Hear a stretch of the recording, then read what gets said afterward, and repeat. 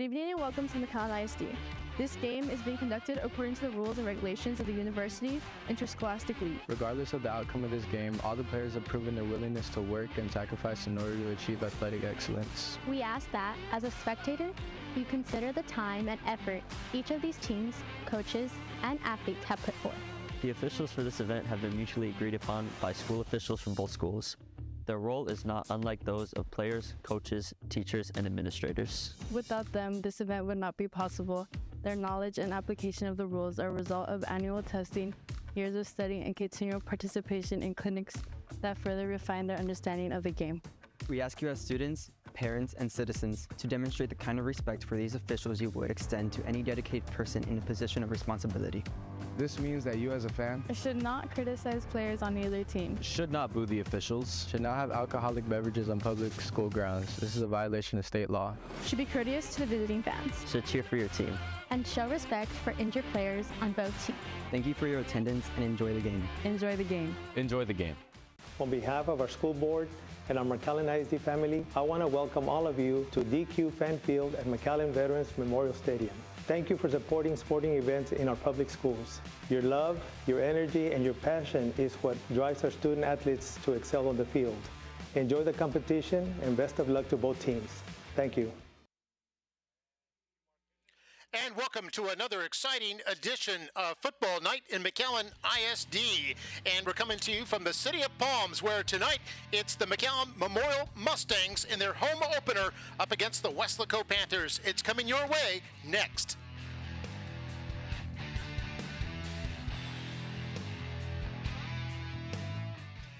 And welcome. We're here at DQ Fan Field at McAllen ISD, and I'm Mark May along with Mario Reyna. And Mario, we've got a couple of good teams here tonight.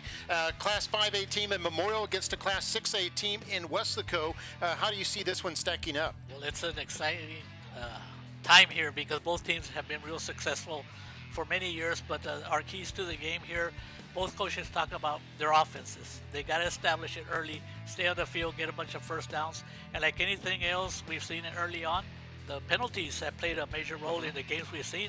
Avoid penalties, and both teams have a lot of playmakers. So who's going to be the playmaker that's going to shine? Yeah, and both teams can light it up. We saw Weslaco score 28 in a shootout loss to Harlingen.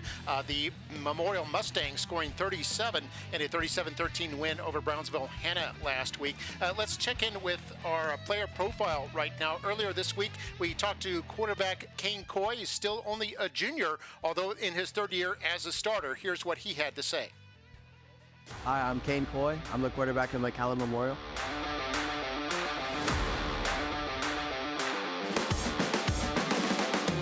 Well, there's a definite leadership role. Everybody looks up to me, and I just try to fill that role and to be a leader as much as I can. I also have to read the defense, know every play that's going on. It's definitely a big role, but I'm happy to be it. I'm blessed to be the quarterback of West School. I like being able to be out here with my whole family, my whole football team. I like playing the sport with them. You know, if it wasn't with them, I wouldn't be playing. And it's just an honor to be playing with this team, and I love the team in general. We're looking really good. I mean, we have some definite playmakers on both sides of the ball, and we're looking to make it to playoffs, even go deep. We want to win district. It's definitely a thing we can get, and it's definitely an opportunity. We just have to be dedicated and work hard for it. I want to get a scholarship for baseball. That's my big thing. If not, I'm going to go into a pilot program and become a commercial pilot.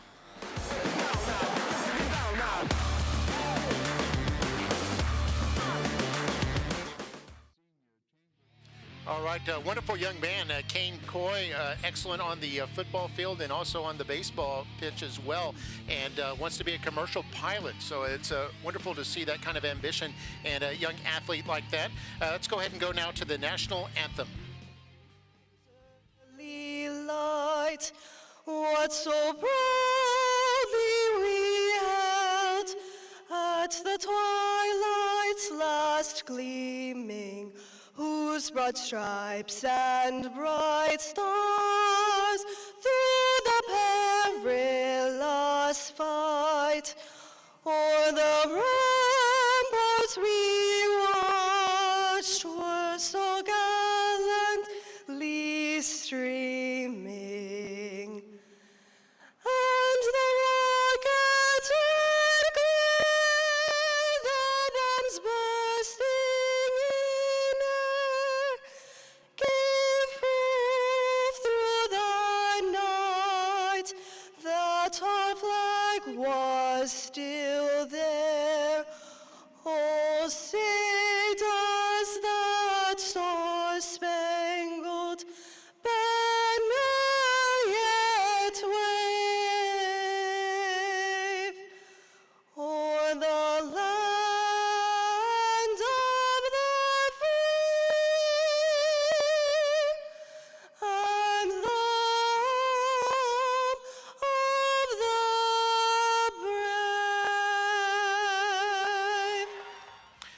well done by Ella Payne. She's a state UIL gold medal soloist and a senior chamber choir member and also choir president, and doing an excellent job there under the direction of the choir director, Mr. Omar Samaniego.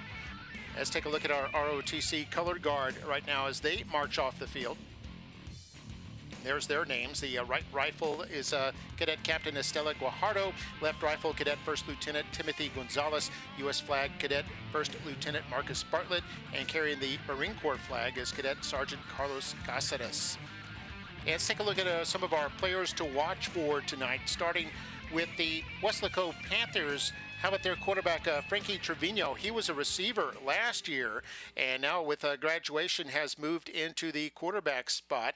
He wears number 0 right there. You can see him, tall, lanky player. It's a pass-run threat and can also certainly line up at receiver if need be. Then looking over at the Memorial Mustangs, how about receiver Michael Alanis? Michael Alanis against Brownsville Hannah last week caught only 2 passes, but both were for touchdowns. One a 35-yarder, ended up with 2 catches for 46 yards in that game. He is definitely a deep threat for the Mustangs. And looking at our starters here for this evening, starting with the offense. We've got the offensive backs, and we mentioned Kane Coy already. He threw for 700 yards last year and 7 touchdowns. Then Braxton Spates, there's a familiar name that we'll talk about. Spates? Another Spates in the lineup, that's right. Jaden Solis also in the backfield, along with Gavin McIntyre at the tight end. Hugo Rodriguez and Michael Alanis, we mentioned, are the receivers. Offensive line. It's a big one, although a young one. 4 juniors and 1 senior. Rene Gomez, the lone senior. Then Damian Lopez, Gustavo Escandon, Ezekiel Osuna, and Sean Reyes. Then looking at our defensive line, they've got a 3-man front, a 3-4 defense that the Mustangs employ. Eric Guajardo, a returning senior and captain, led the team in sacks last year. Jason Escobar and Corbin Disk are in there. Then the linebackers. 4-man core, Adrian Garza, Nico Lada, the team's leading tackler from last year, Dalton Keller, and Aiden Stouffer. And then looking at our defensive backs, Noah Ocañas, and we have Nick Luna, and the others are Naomi Abewole and Daniel Cardenas. And there's our officials for tonight, Mario. We have this team came from way out of town, didn't they? Yeah, they did. It is the San Antonio chapter, and with the Valley and the San Antonio chapter, they're just switching, exchanging officials so they can get more exposure.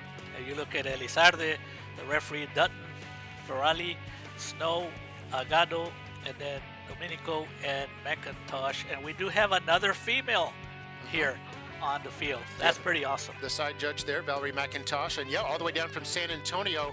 And I'll ask you a little bit later, Mario, about some of the reasoning bringing the San Antonio crew down here for a Valley regular season game. You see these chapters sometimes represented during the state playoffs, but a little bit unusual to see them in the regular season portion of the year. Just about ready for the coin toss right now as the team captains will come out there. Team captains coming out there for McAllen Memorial. They include Nick Luna, also Kane Coy, and of course 42 on the defense, that's Nico Lada, and then Eric Guajardo, the defensive end. Other honorary captains, Dalton Keller and JP Garza.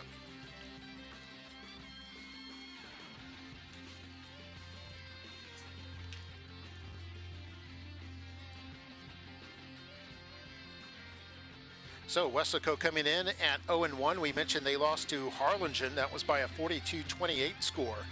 But last year they had a pretty good year under their 6th-year head coach Roy Stroman. Went 11-1. They were 10-0 in the regular season. Went to the second round of the playoffs, won a district and a by-district championship. In fact, it was their first district title since 2015. And this year, Weslaco Panthers are competing in District 31-6A with the Edinburgh Bobcats, the Economides Jaguars, the Edinburgh North Cougars, La Jolla Coyotes, and the PSJA Bears. McAllen Memorial, of course, competing in District 16-5A, Division 1, so they stayed at 5A, but they're in a different district this year, along with McAllen High, McAllen Rowe. I've got Mission, then 2 La Jolla schools in Palmview and Juarez Lincoln. Then there's Rio Grande City and Edinburgh Bella. Looks like Weslaco's won the toss. Or we'll see the announcement here. Memorial, one toss, and we'll receive on this end. Shake hands, gentlemen. Let's go. And that tells you right there, Mark. Yep. Mustangs won the toss, and Coach Moses Patterson decided to go ahead and receive. Yes, and you take a look at Coach. Yeah, there's Roy Stroman, head coach of the Panthers. Talked to him earlier while they were warming up. Mark asked him for his keys to the game. What do you think he was going to say? That we got to give 110%.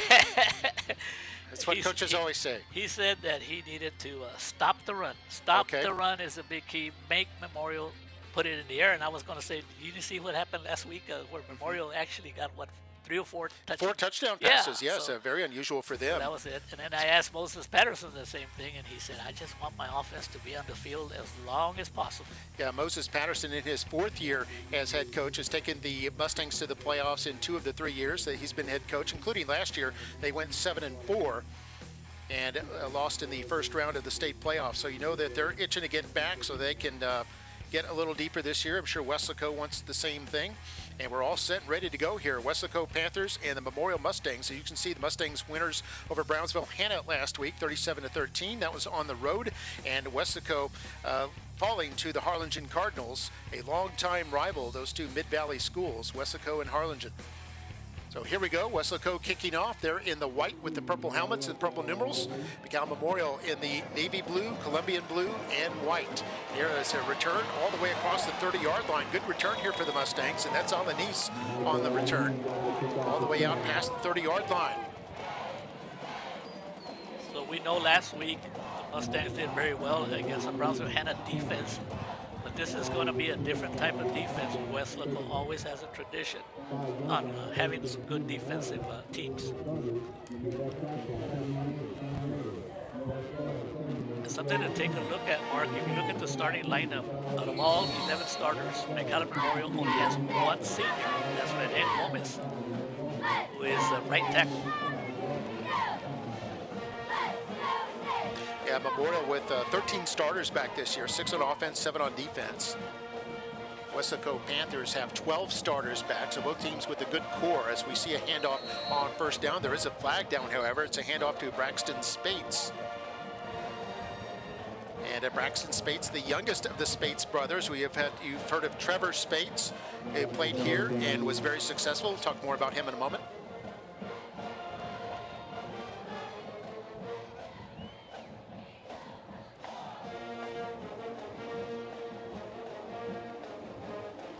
Illegal motion on the offense. 5-yard penalty, remains first down. That play looked like the receiver that was in motion. He went a little bit too soon upfield. Yeah, we mentioned Trevor Spates. He graduated in 2016 as the all-time leading rusher in Valley history, and was 4th in the state. Went to play at Stanford, and his younger brother, this is Braxton Spates again with another big run. It's like his older brothers, then Campbell Spates, you might remember, he played 4 years with the Mustangs, graduated in 20, and was went to the U.S. Naval Academy. And now we have Braxton Spates, only a sophomore, but you've seen he's carried the ball a couple of times already, and carried that one all the way up across the 40 to the 44-yard line, a run of 14 yards. It's going to be just 2nd down and 2 now. Nice run to start the game.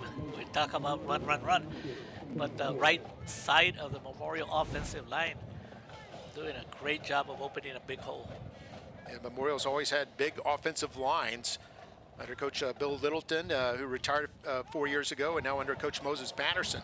So we see Coy rolling out to throw, and this is going to be caught, a completion, and good enough for a first down. So a rare passing play for the Mustangs on a 2nd and 1 of all things. They elect to go to the air, hit Alex Monroy for the first down. And that was a pretty good, well-designed play, especially if the defense is expecting a run. And now you're taking advantage of young Coy Kane. Like you said, he's in his 3rd year, but he has a lot of experience. So Coy will be under center this time with the split backfield. He's got Solis and Spates back there.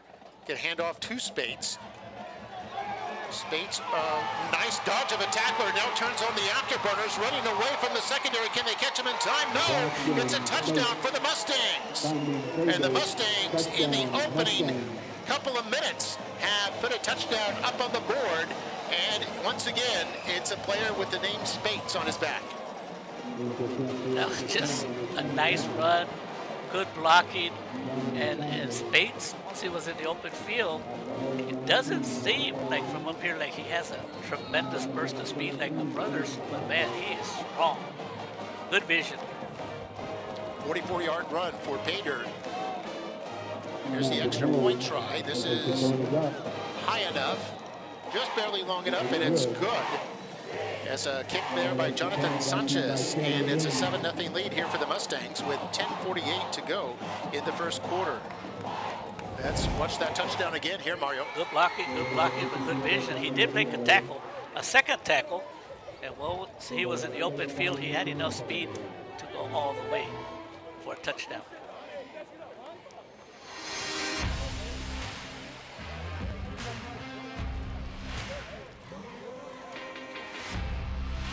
All right, we'll be back in just a moment.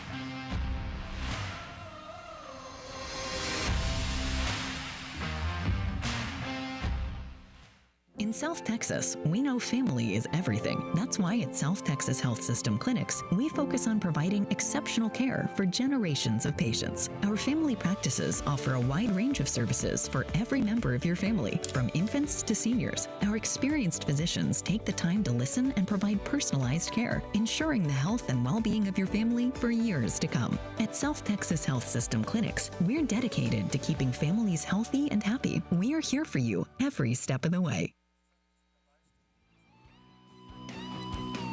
And welcome back here at DQ Fan Field. 7-0 our score. Mustangs lead the Weslaco Panthers. Here's the kickoff. Short kickoff fielded at the 25-yard line by the Panthers. They've got some room to the left if they can get outside, and they do. Trying to turn that corner. And a terrific return all the way out to the 45 by D'Angelo Gonzalez, a junior receiver. Jorge Munoz is in on the tackle. It's a good thing he got him because there was more field to be taken. Another look at that return from our camera 2 down on the track. Also all the way up to the 45. Ocañas. So now Weslaco has their first possession, trailing 7-0. They're at their own 45-yard line. They'll put a man in motion. That is Chris Luna, the receiver. They're going to hand this off straight ahead. And running that up for about 10 yards. They pick up a first down. That was David Garcia. Garcia last week carried the ball 7 times for 20 yards. Did score a touchdown. As Weslaco kind of had a council of running backs that they used last week. Didn't really rely on any particular player.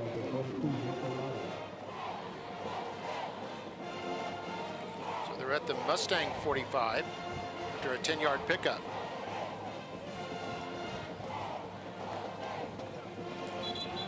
Another penalty. Yep, got a whistle. Well, Mark, with both offenses going pretty quick, we might have a high-scoring game. We'll see. It looks that way so far. Yeah, both of these teams capable of lighting it up. Should be an entertaining show here tonight. A lot of fans here as well. Yes, sir, and I was False impressed. start on the offense, number 72. 5-yard penalty, remains first down. I was impressed, Mark, with the Weslaco fans. I mean, around 6:30, that side of the stadium, which is the east side, there was a lot of fans that came just to see the warm-ups. Yeah, a sea of purple on the east side, a sea of blue on the west side. Yeah, a lot of fans here tonight, and a beautiful night for football as well. Got the sun setting behind us. It's already put the field in shadow. In fact, all of the stands are in shadow as well, thanks to the massive press box. And here's a sweep right side. This is Garcia again, and Garcia broke one tackle, but couldn't get past the next group. Nico Lara in there on the tackle for Memorial, along with a couple of other Mustangs. And he's going to actually lose a yard back to the Weslaco 49. And last year, we remember Nico Lara always in on a tackle or close to a tackle. That's why he's a captain. So to be after the penalty and then the loss of yard, it's 2nd down and 16 now for the Panthers. They'll put Luna in motion.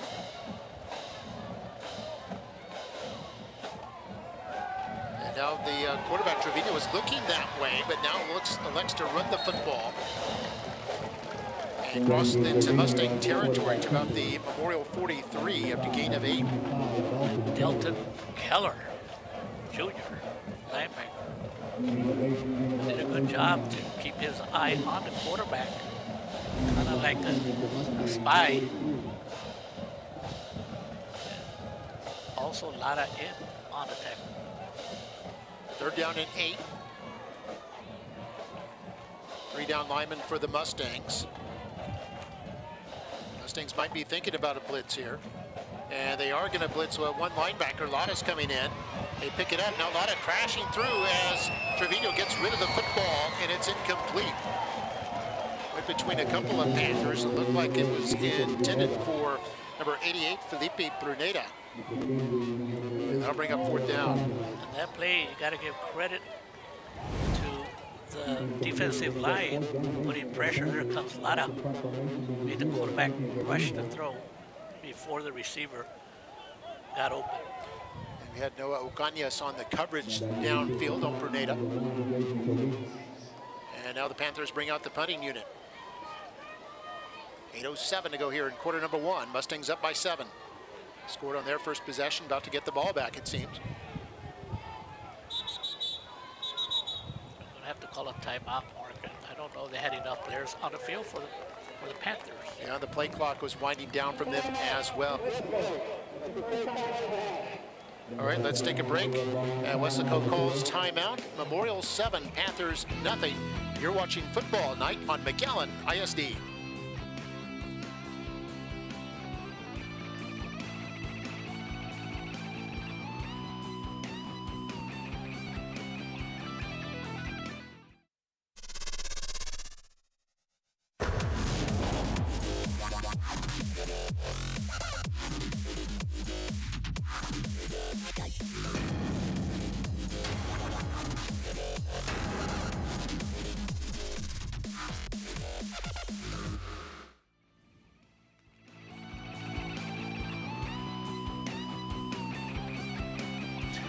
Back here at DQ Fan Field at McAllen Veterans Memorial Stadium, opened in 1976.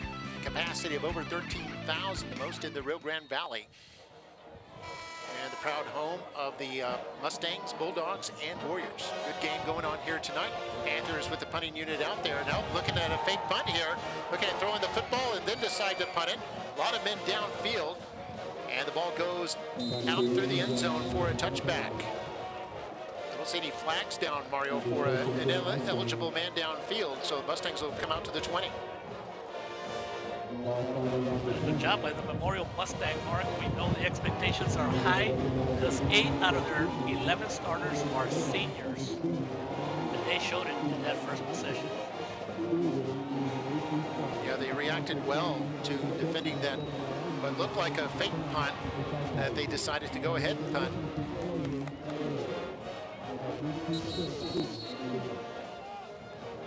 Don't often see a kind of a pass punt option on a play like that. Usually you're committed to one way or the other. Here's Coy on first down.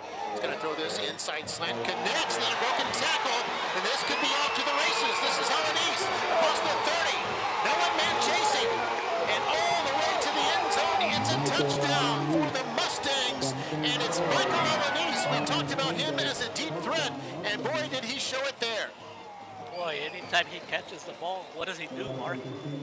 Scores touchdowns. Yes. That's his third catch and his third touchdown. Wow. What a career for him to start that way. And let's give credit to quarterback Coy. He put it right where he needed to. Now the officials are talking about something. I don't think there was a touchdown.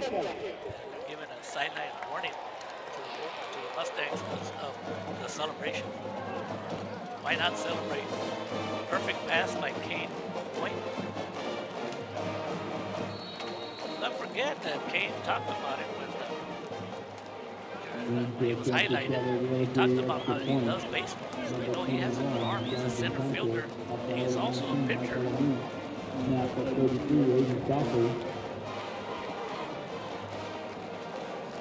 Here's the snap for the extra point. Kick is up and away by Sanchez, and good.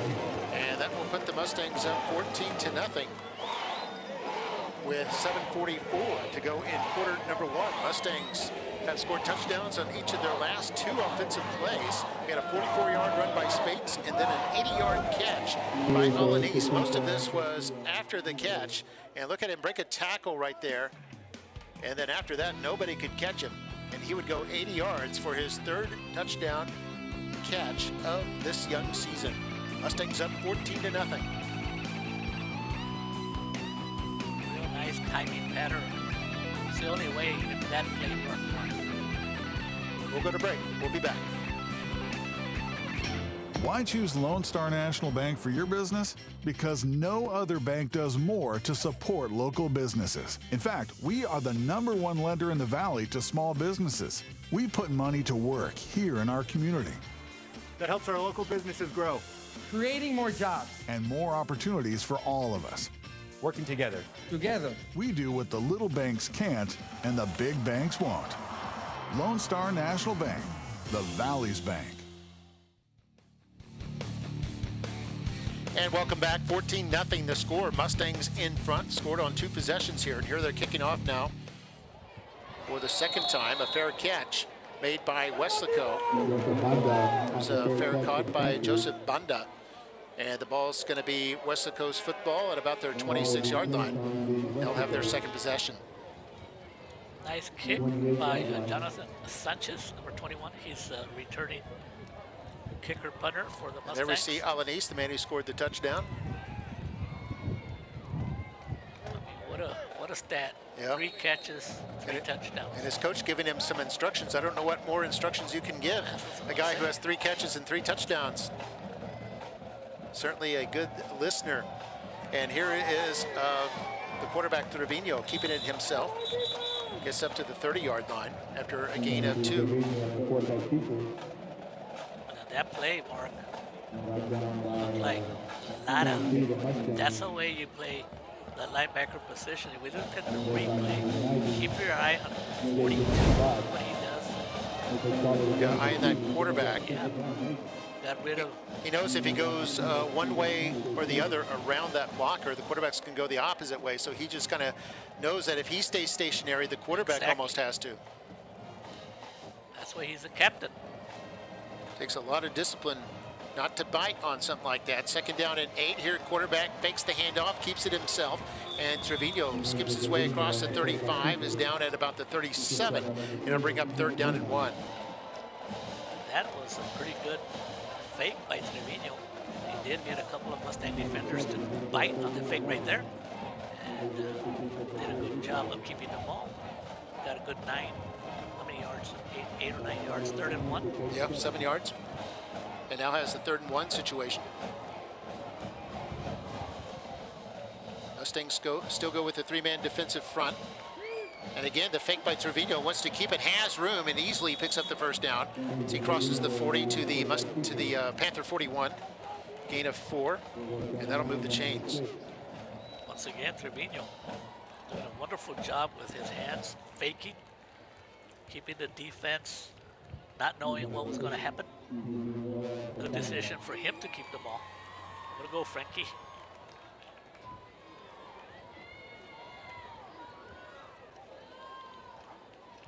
So Trevino, 5-step drop, wants to go deep, has a man there, it's caught at the 20, and down near the 10-yard line. A terrific catch there by Joseph Liao. And wow, Panthers strike back quickly. That was a beautiful post route. And more importantly, Frankie Trevino had time, 1, 2, 3, because the play had to develop. And he put it right where it needed to be put. Yeah. Tackle by Ocañas. But Leal all the way down to the 10-yard line. We've got an official's timeout, by the way. You know, Mark, once the passing game works for both teams, man, it's going to be real hard for the defense to stop the offenses. 46-yard pass completion to Leal, by the way. All the way down to the Mustang 13-yard line.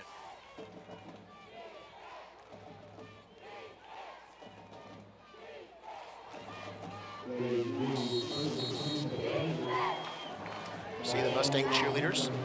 Twice they've won UIL state championships under their cheer coach, Coach Pedro Ramirez. There's a wraparound draw here. Garcia straight ahead, runs into the official, and then runs into the end zone. And the Panthers are on the board here in the mid-first quarter. That didn't take too long. Of course, that big pass helped a lot. David Garcia with a 13-yard burst. That's why officiating is hard, Mark. That official almost got run over.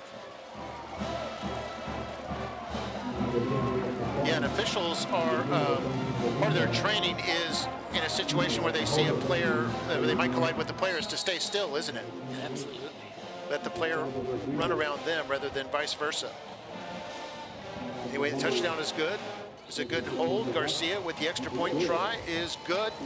And the score now 14-7 with 6:07 to play in the first quarter. Got 3 touchdowns already. We're not even halfway through already. yet. Yeah. Can end up maybe in the 40s the way they're going. Yep. You saw him there running to the official. Official stays still. Lets the players run around him. I was going to give him credit for a tackle, Mark. Yeah. Garcia had a good job keeping his balance and finds the end zone. We'll be back. You're watching Football Night in McAllen ISD. The Sames Back to School sale is your perfect way to win. 6 weeks of perfect attendance earns students a chance to win a new car from Sames. And any student gets $500 off MSRP at Sames McAllen Ford, or always online at SamesMcAllenFord.com. Drive local, drive Sames. And welcome back here at TQ Fan Field on Football Night, McAllen ISD. Mark May with Mario Reyna. It's a good one here early on. We thought this could be a shootout. It has the makings of that with 3 touchdowns in the opening 6 minutes. We see Alanis back to receive, standing at his 5-yard line. Here's the kick by Trevino, the quarterback. This is going to be fielded all the way back at the 1-yard line. See what Memorial can do here, out across the 10, then hit and down right there at the 10. Outstanding coverage there by the Panthers, and Memorial will be in a deep hole here. It all started with a kicker. Deep kick. I think that was By the way, that touchdown drive for Weslaco, 5 plays, 72 yards. There was a 46-yard pass completion to Leal, and then the 13-yard run by David Garcia was the touchdown. Mustangs with it, 1st and 10 at their own 10-yard line. 6:01 to go here in the first. Mustangs with 2 men in the backfield. They're going to fake it to Spates. They give it to Jaden Solis this time with a big hole up the middle. Oh, a little step and start again. And he picks up more yardage across the 30. I thought he might put on a burst and take it the distance there for a second. He's probably about 1 block away from taking that to the house, all the way up to the 34-yard line, a 24-yard run. Right now, the big Mustang offensive unit, the linemen, they're controlling the line of scrimmage and opening big holes, making it easy for Spates and Solis.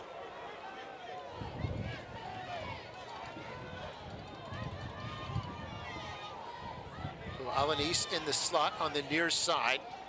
It's play action here by Coy. And Coy throws it. This is caught. And this is caught by Alanis, his second catch. What? He didn't score a touchdown, Mark. His first catch, that wasn't for a touchdown. How often do you see that about a player, especially in the second game of the year? Take a look at how smooth Coy Cade is. Look at him, Mark, real relaxed. Yeah, just waits for his man to uncover. And then was able to hit him near midfield. They got into Weslaco territory. Nicely done. Anytime your quarterback, if he's right-handed and rolls out to the left, and he can still make accurate throws, that tells you a lot about his ability. Mustangs with 4 first downs now. Here's a handoff up the middle. This is Spates on this carry. Across the Panther 40 to about the 38. It'll bring up second down. Gain of 5. And because the Mustangs so far this year are not one-dimensional, and we know for many years that the Mustangs, all they did 90% of the time was run the ball. Man, if you could throw and pass, that's something that I'm pretty sure offensive coordinator Tivo Gonzalez enjoys.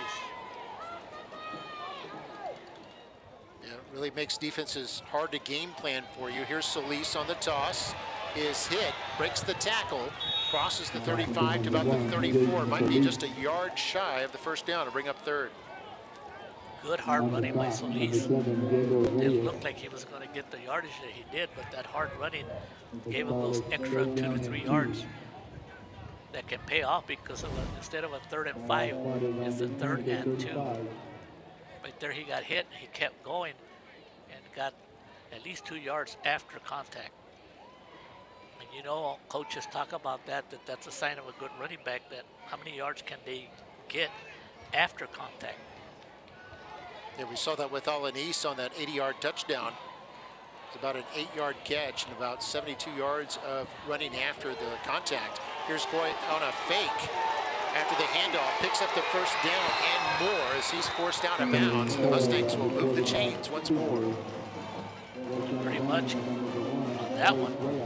Quarterback King Coy, the fake that he did kind of froze the defenders, especially the linebackers, enough so that he could get the open field, and he knew exactly how many yards he needed to get a first down. And more importantly, he was smart enough as a quarterback to go out of bounds and avoid getting hit.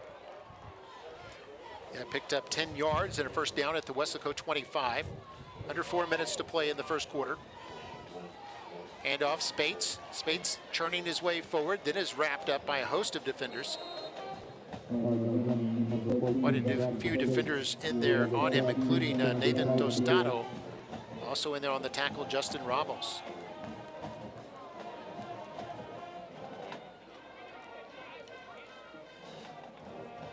I think there's a flag down. Yes. On the defense, number 11.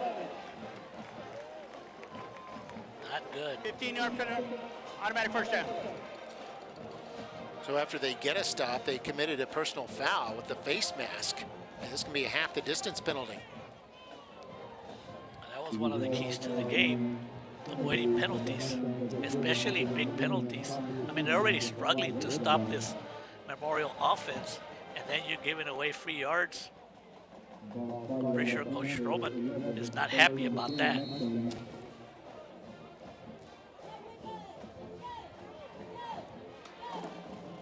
Yeah, here they go. 1st and 10 for the Mustangs. This is Solis. Solis fighting his way up to about the 6-yard line. They can actually pick up a first down without scoring at the 1. So 2nd down and 5 now. I don't know how Solis gained 5 because that play didn't look good, but he broke a tackle, Mark. Solis is not an easy running back to bring down. Give credit to Solis getting those 5 yards after he broke a tackle. Yeah, 4 yards after contact. There you see, look at all the fans here tonight. That's the home side. A lot of fans here enjoying some exciting football here as the Mustangs threatening to score for the 3rd time here in the opening stanza. Here's Spates with the toss. May have been a face mask there as he fights his way up to about the 2. 2 flags come in. You saw Spates' his head kind of twist a little bit, which usually is indicative of a face mask. Good call, Mark. Here's the thing, Mark. Spates is the guy that will get you the tough yards. He is tough. Personal foul, face man. Number 3, the defense. Half the distance to the goal, automatic first down. Yeah, only a 3-yard penalty, but it'll be a automatic first down. Here we're going to take a look at the face mask right there. Yep. Look at him run. I mean, he is. Yeah, he's tall but powerful. So 1st and goal now for the Mustangs. They've got an unbalanced line to the left side, split backfield. Quarterback had a little bit of a trouble handling the ball, decides to sneak it. No indication yet, might be just short. Looks like he's inside the one. He'll bring up second down. Oh, now they call touchdown. Took a while to uncover the pile, but the Mustangs get the touchdown as Kane Coy sneaks it in from 3 yards out. And the Mustangs increase their lead to 20-7. Those were real tough yards for Kane Coy. But the results are positive. You can take a look at Coach Timo Gonzalez making sure that Kane is doing okay.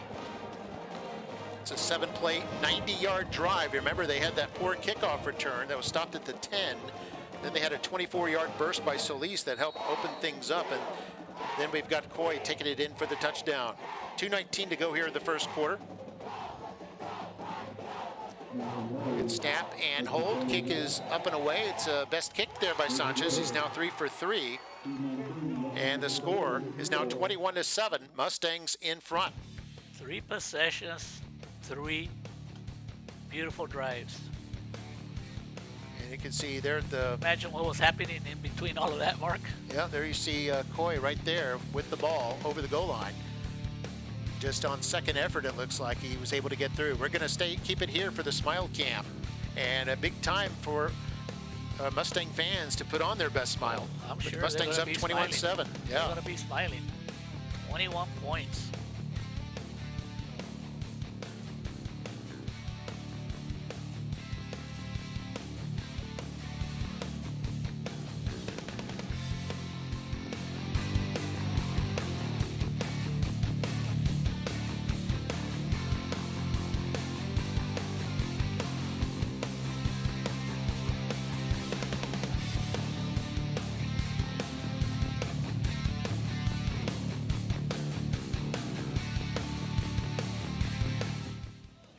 Here's the kickoff, and again a fair catch here by Weslaco at about their 30-yard line, so they have a good field position as they begin another possession here. I want to send out a shout out to my good friend Jared. Jared's a big-time Nicky Rowe fan. He sent me an update. He went to Los Fresnos, and they're tied 7-7 early in the game. Yeah, Nicky Rowe, Los Fresnos.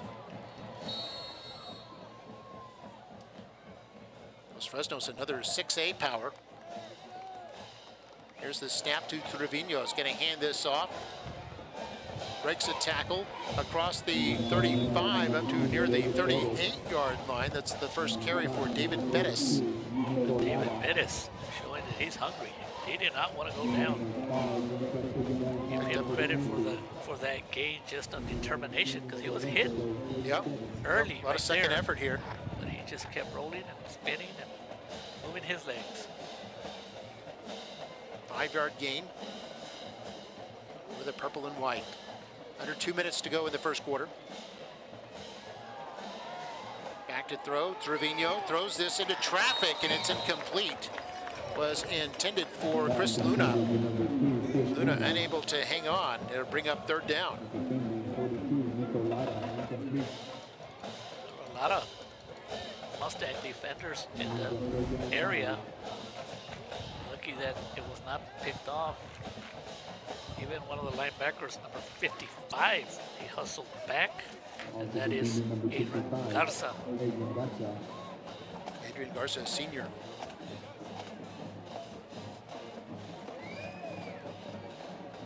Real experienced defense here. As they've got, the Mustangs have 8 seniors starting on defense. And here's Trevino to throw it. And this on third down and about 5. They're able to make a catch here and get a first down out of it. Real nice throw by Trevino, but that play, of course, give credit to the receiver, but look at all the time he had. The offensive line, yeah, doing a good job there. And yeah, nice catch there. And the traffic was Justin Elizondo able to pick up the first down, get it all the way up to the Mustang 48-yard line, a gain of 15.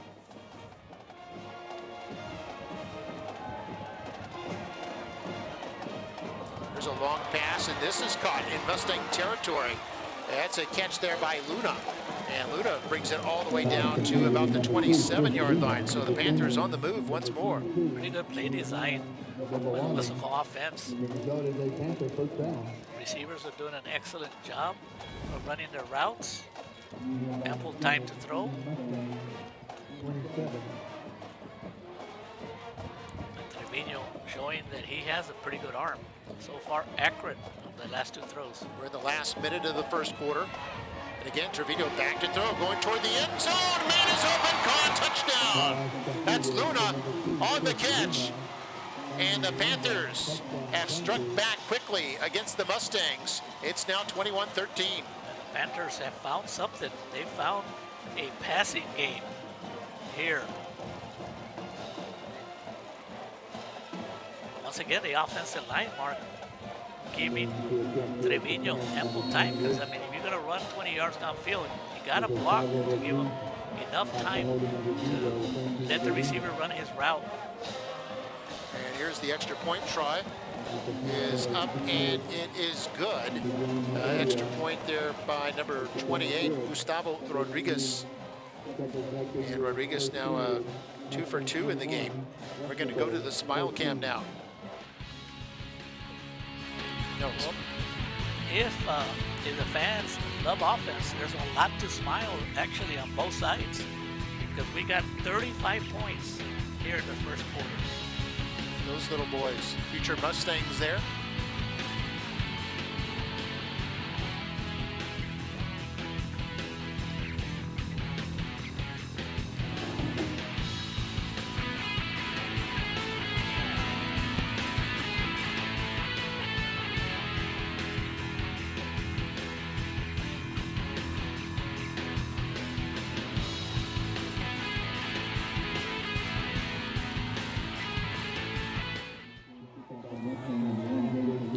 And we're back. Here's the kickoff.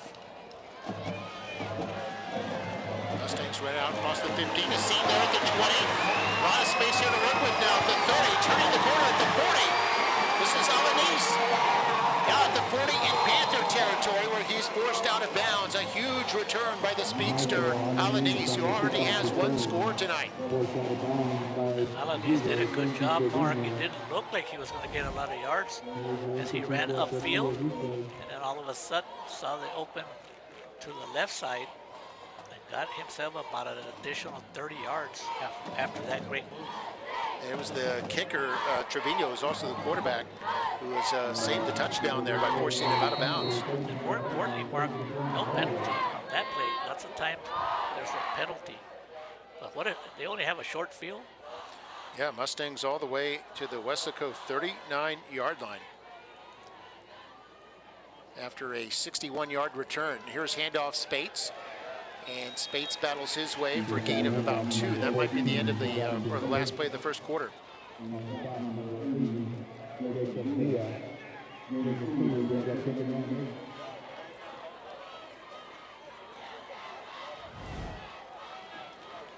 And there it is. There's the horn. End of quarter number 1 and 5 touchdowns. These teams combined for in that frenetic first quarter.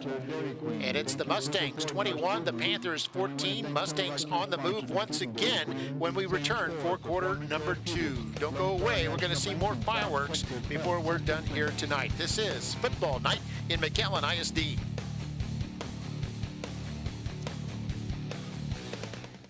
Choose to start something good. Choose to leave things better than you found them. Choose to do the little things that matter. Choose to take pride in your neighborhood. If you could choose to do anything, choose to shine. All right, welcome back. Started the second quarter, and Mustangs with the ball. 2nd and 8 at the Weslaco 37-yard line. 21-14 our score.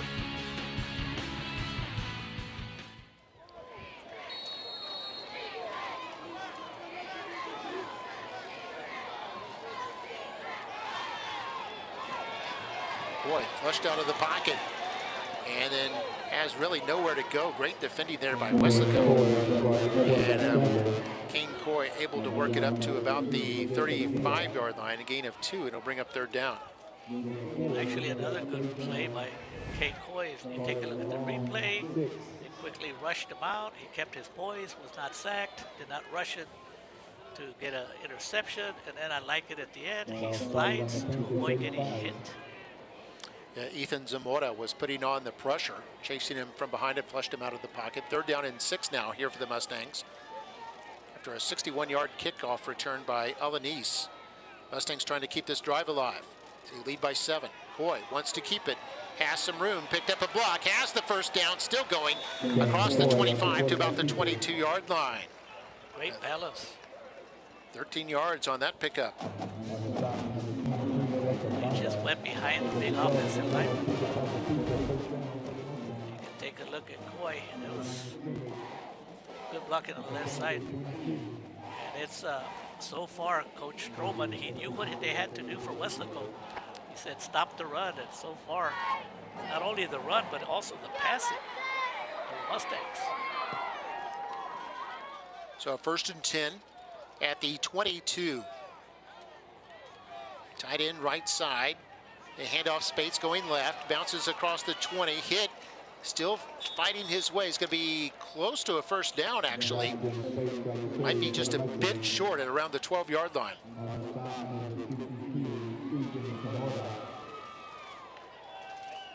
They're going to count it as a 9-yard pickup. Braxton Spates, just a sophomore, 170-pounder. I saw him in the field. I mean, he is like very well built. Real strong kid. So 2nd and 1 now. McIntyre, the tight end, on the right. They hand this off Spates over the right guard, who gets the first down at the 11-yard line, a gain of 2. He only needed 1, so that should move the chains. And on all of his carries so far, he gets hit, but he's always finishes going forward, like right there, and he lands and goes forward and gets that extra yard. Do you think he gets any tips on running from his brothers? I bet.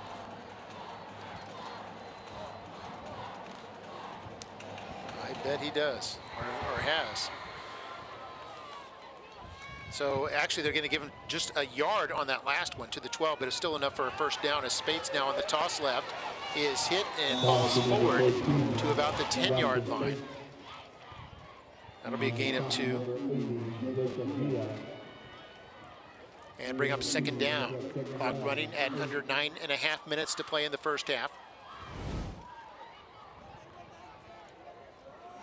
Boy, so far this game has been very entertaining and well played. Mark, not too many penalties, no turnovers.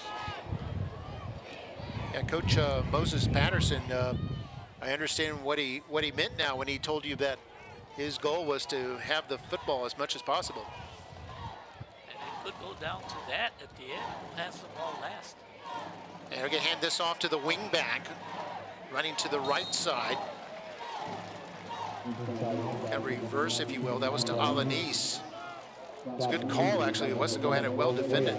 Yeah, they were trying to run the speedster to the wide side. That's why you try to surprise them. Because they've been running to the left a lot, and all of a sudden you come the other way. And this time it didn't work, but I bet you down the road that play is going to work. 3rd and 8, because of the success of the passing game. It could be a run or it could be a pass. Timeout. Timeout called by the Panthers. That's going to be their second. We haven't had to do about that is their second timeout. 21-14 our score. It gives me a chance to ask you, Mario, what is the rationale in bringing down a San Antonio chapter in our officials for a regular season game? Well, from what I understand, this is the second year they do this, Marcus, so that some of the coaches, some Valley crews are going to San Antonio, so some of the coaches from up there get to become familiar with the Rio Grande Valley officials, and the coaches from the Rio Grande Valley get familiar with the officials from the San Antonio area, so they kind of like, it's just the public relations, it's a great idea. And I know some of the officials from the Valley went up there to San Antonio. They had fun in different stadiums, different crowds. So I know the officials here were impressed by the stadium. I was telling them, so what's your first impression? And they said, man, this stadium is awesome. We're excited to be here in McAllen officiating this game. Oh, very cool, very cool. They have the San Antonio chapter come on down. And here we go with a 3rd down and 8 for the Mustangs, and 3-step drop for Coy. Throws inside toward the end zone and knocked away, incomplete. Good defending there by the Weslaco defender, Ryan Gonzalez. They're trying to hit the slant there. It was intended for number 10, Alex Monroy. This is going to give Jonathan Sanchez, number 21, an opportunity for a field goal.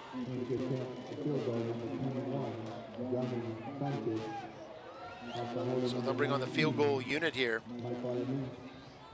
They're going to set up at the 17-yard line, so a 27-yard attempt. That, by the way, was the first incompletion Coy has thrown tonight. 27-yard attempt from the middle of the field. Kick is up and away, plenty long enough and good. And the Mustangs continue to score on every possession, although that one a field goal. 24-14 the score now with 8:07 to play before halftime. 8:07. Mustang 24, Panthers 14. 27 yards. Saw it again there. The Mustangs lead by 10 now. They've led by as many as 14 on 2 occasions. Both times the Panthers were able to claw back and cut the deficit to 7. Now they face a 10-point deficit. They could try to knock it down to 3 points here with still plenty of time remaining in the first half, although Weslaco has burned 2 timeouts. Memorial has all 3 of theirs.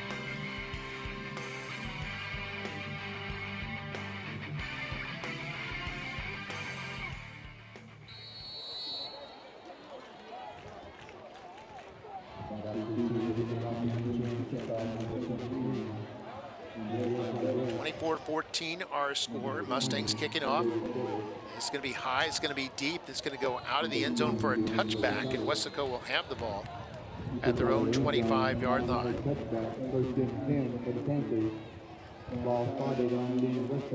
So we'll see what kind of adjustments the defense from the Mustangs, defensive coordinator J.R. can do.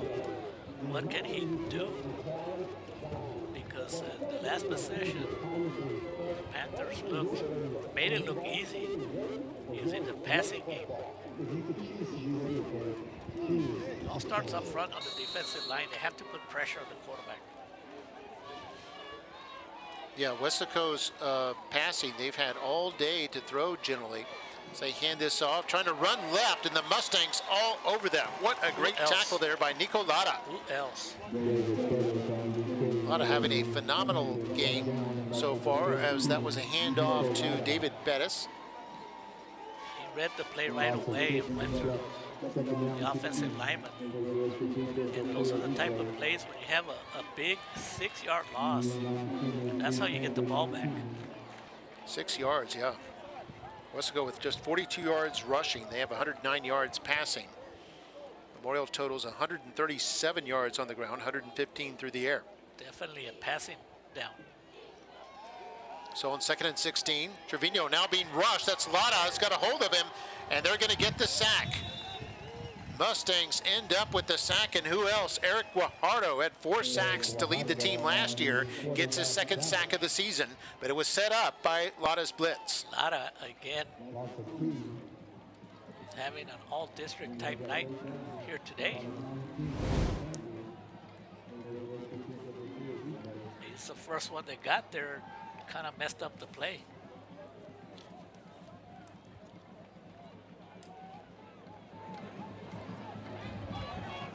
This will bring up 3rd down and 19. We see the film crew from Weslaco ISD, KWES, KWES, welcome them, and they're seeing a big play here. On 3rd down, they get the 1st down conversion and running this all the way up to midfield. Terrific play there by the Panthers. That was Chris Luna. I'm sure defensive coordinator J.R. Cantu is not going to be happy. They had the opportunity for a tackle right there. You don't secure the tackle, good offensive players like Luna, they're going to make you pay for There's a it. crab He king did. penalty flag on the 33 field. yards. That's a big play, Mark. If they would have had a stop, the way the Mustang offense is clicking, they would get good field position with about 6 minutes and maybe 10 seconds to go. But that broken tackle Offside was huge. on the defense.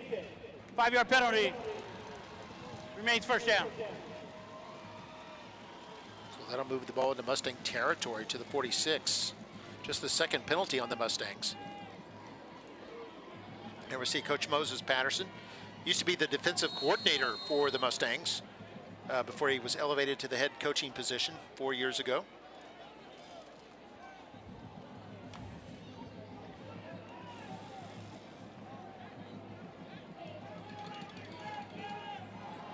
High snap to Trevino on 1st and 5. He's going to run it. Going to pick up the first down. Has more. Is finally pushed out of bounds by the Mustang defender Ocañas, but there is a flag down. We'll see what that's about. Noah Ocañas. We have a crab king penalty flag on the play.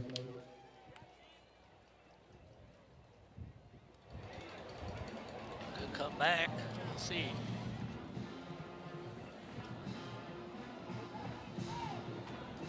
Illegal formation on the offense. 5-yard penalty. Replay first down. Wow, that takes away a big run of about 30 yards by Trevino with a illegal procedure. Those are the tough penalties, Mark. Any time you get a penalty that you created on your own, it wasn't forced. And those are the ones, those, what they call those pre-down penalties that come back to hurt you.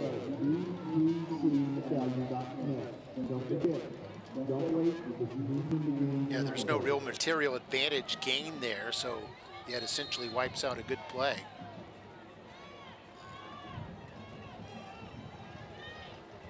So 1st and 10, we're back to the original set of circumstances. Handoff at the middle, big hole here. It looks like a first down, a little more there for Weslaco, all the way to the Mustang 40. That's a good run there by 23, their starting running back, David Garcia. That was an easy run for Garcia. He didn't get touched until about 7 or 8 yards because of the big hole. You see there? He finally got touched, but he already gained like 5-6 yards. That's another first down for the Panther offense. Panthers with 9 first downs now.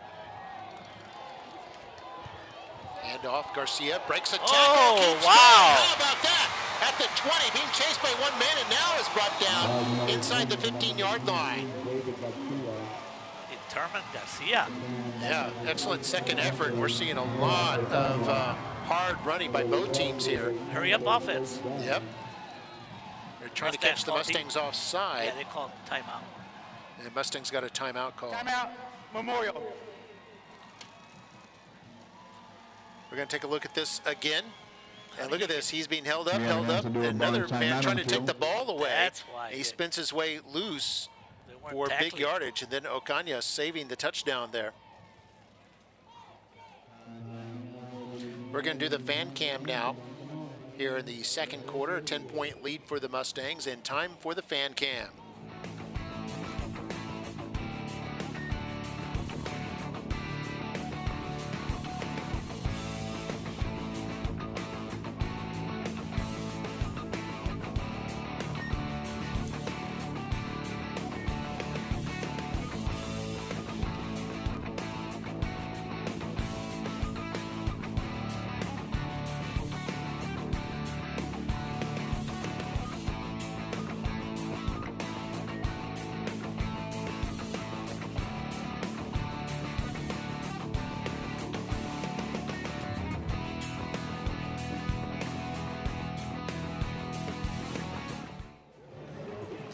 Right back here on football night, McAllen ISD, a really good game here. 5 touchdowns in the first quarter, gotten a little more quiet here in the second quarter, but Weslaco now threatening. They've got a first down. We're actually going to call this 1st and goal right at the 10-yard line. Luna goes in motion. Sets up in the slot on the left side, shotgun snap. They got to fake the handoff. Trevino wants to keep it right side. Wide open touchdown, Weslaco. And now it's 24-20. And Mark, the fake. That guy there, Trevino, man, it's hard. Does a good job.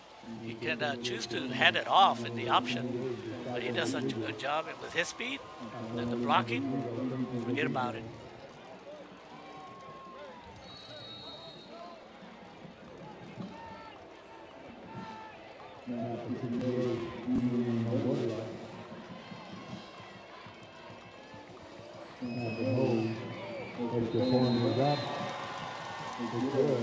Extra point good. The extra point good by Gustavo Rodriguez, who is now 3 for 3 in the game. And we're going to take another look at that. Is that fake, Mark? Yeah, great fake there. Also, great block by the offensive lineman there, Diego Salazar. Helps bring Trevino around that right side for the TD. It's a 3-point game here, mid-second quarter, 24-21. Don't go away. We'll be back with more football night in McAllen ISD.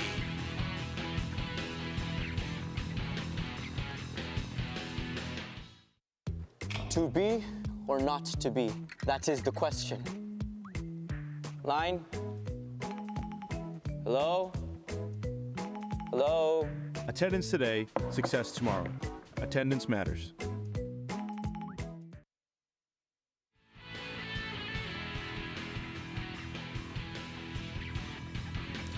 And welcome back here. Mark May with Mario Reyna. It's Weslaco continuing to fight. They've hung in there.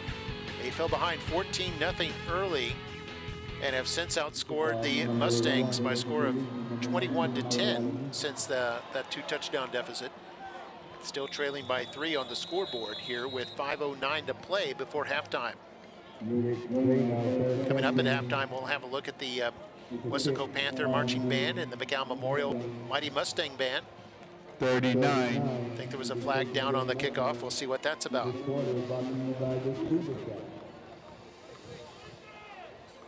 Can't wait for your report, Mark, at halftime with the stats. It's going to be a lot of yards. Penalty of assess, 5 yards from the catch. First down. Look where the Mustangs will start. Nice. It's a pretty good field position. Anytime you're close to the 45-yard line to begin your drive. 5 minutes. The Mustangs do have 2 timeouts. Mustangs at the 44, 1st and 10. They've scored on every possession so far. We'll see if they keep that streak alive. 5 down linemen for the Panthers anticipating a run here. It is going to be a run. This is Spates protecting that football as he crosses the 45 up to about the 48. Correction, is actually Jaden Solis on that carry with the 4-yard pickup. Mustangs at over 140 yards rushing now. Look at number 78, Mark. That he was pushing back like no big deal. I felt sorry for that defender there, number 78 for the Mustangs. Yeah, that Sean Reyes. Sean Reyes. One of the 4 juniors, yeah, in that offensive line. A young offensive line, but a stout one. 2nd down and about 7. So they hand this off. They get up to about the 49, a gain of just 1 there, and that'll bring up 3rd down. Boy, the defensive line for the Panthers had a great push there, Mark. They almost got to the running back as he was barely getting the ball. They were on top of him right away.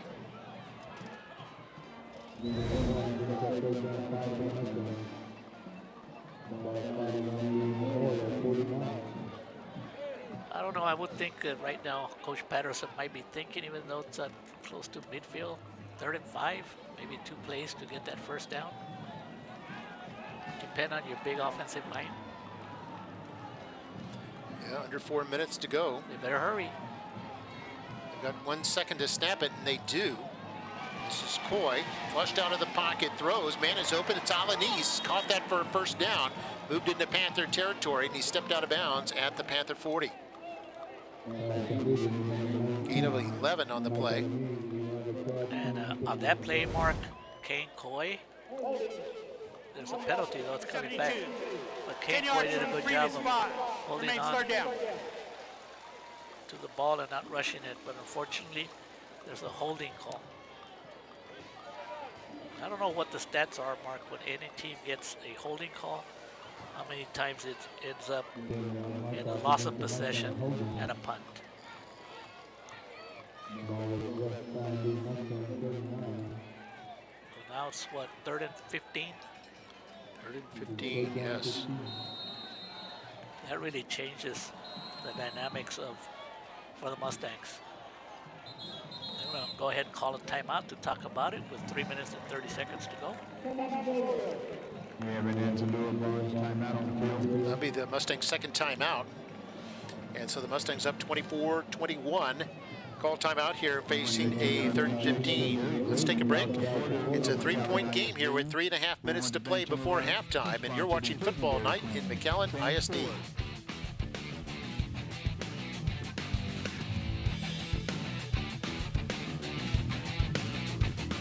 Hey, ready. Say go. Hey, where's he at? Not here today, man. Attendance today, success tomorrow. Attendance matters.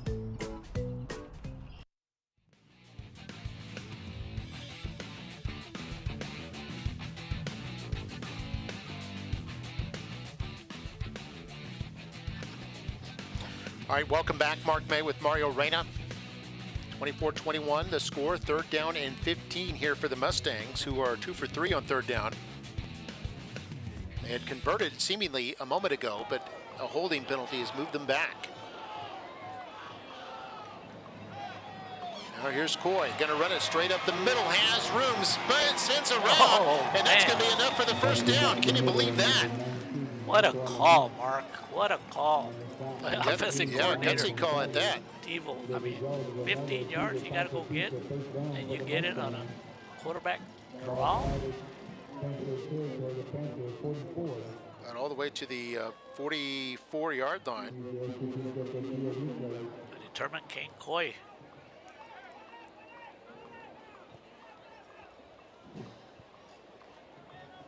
$17 yards on that play.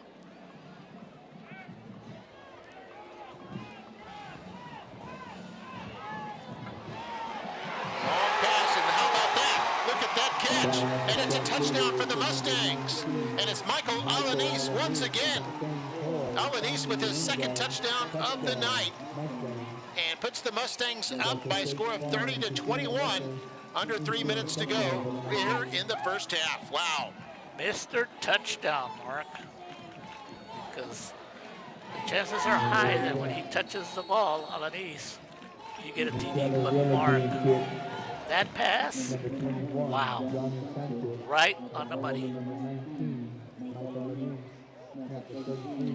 It's a whole new Mustangs offense. They had been known for about 2 decades as a 3 yards in a cloud of dust kind of team.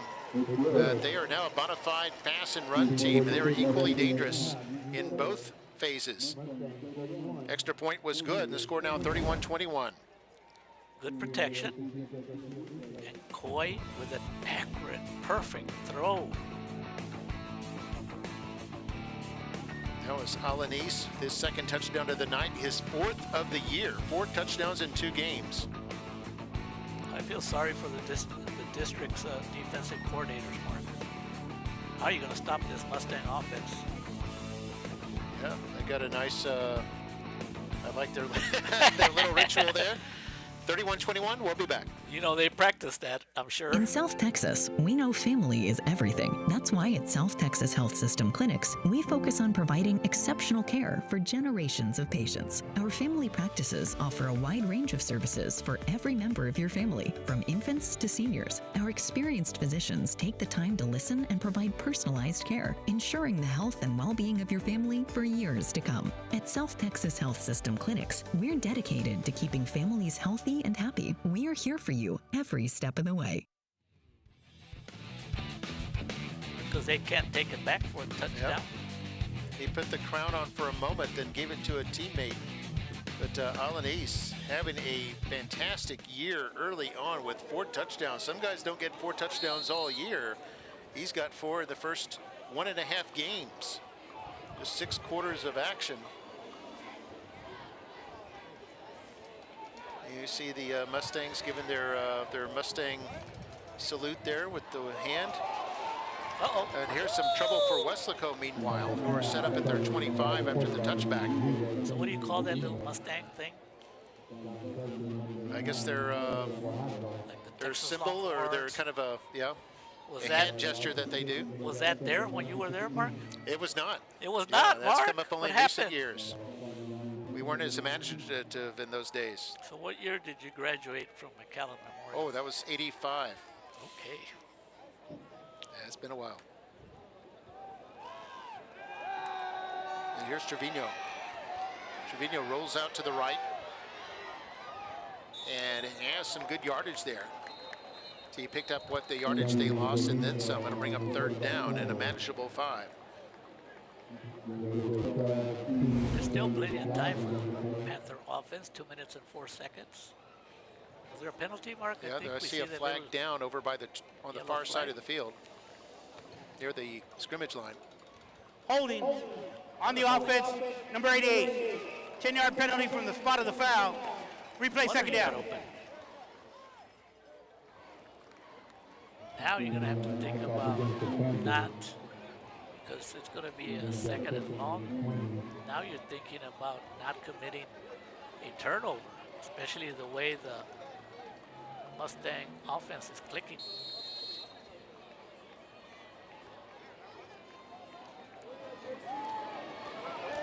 Run up the middle. Got up to about the 20-yard line. That's Garcia. Had the first touchdown tonight for the Panthers. 2nd of the year. And gets up to the 21-yard line after a gain of 6.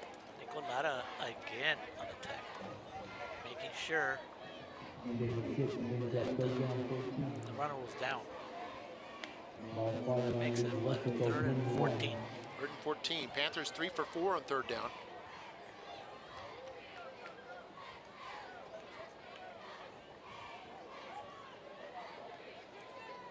Luna goes in motion, lines up in the slot. Mustangs adjust. There's Trevino with plenty of time. Going to throw this one long, and this one's picked off. First turnover of the night. And it's picked off by the McAllen Memorial Mustangs. And that is Daniel Godinez with his first pick of the year. First turnover of the evening. They did a good job of not allowing the receiver to go for the ball. And Mark, with 1 minute and 14 seconds to go, 1 timeout. Nope. Sideline celebrating. But nice. What do you call that, Mark? The celebration? Yeah, with that big chain. Oh, yeah. Yeah, they got their look out. There's memorabilia over there as Coy is going to run this one. Crosses the 50 and gets out of bounds, stopping the clock with 1 minute and 6 here before halftime. Mustangs trying to add to their 10-point lead. I like what Hugo Rodriguez, the receiver, did there. He got it kind of in front of the defender so they wouldn't have a shot. On the offense, number 72, 10 yards from the previous spot. Replay first down. That play didn't work, Mark, because of the holding, but Hugo Rodriguez kind of like got in the way of the defender so that they wouldn't hit his buddy, his baseball teammate, Kane Coy. Yeah, so this will move him back to the 39-yard line. 4th penalty on the Mustangs for 30 yards. Weslaco has 6 penalties for 36 yards. So far, every holding penalty has stopped the offensive possessions. So see what the Mustangs do here out of the pistol. They have Spates there in the pistol with Coy. Spates stays in the block. Coy trying to run with it, but the Panthers spelled that one coming. Combining there on the tackle was Alexander Jimenez and also Justin Ramos. Now it could be that maybe the Mustangs are going to see they can get a good play, a good big yardage gain. If not, they might just play it safe, Mark, and not cause a turnover and go into halftime with a 10-point lead. Yeah, with 37 seconds left, they have 18 to snap it. They could just run one more play.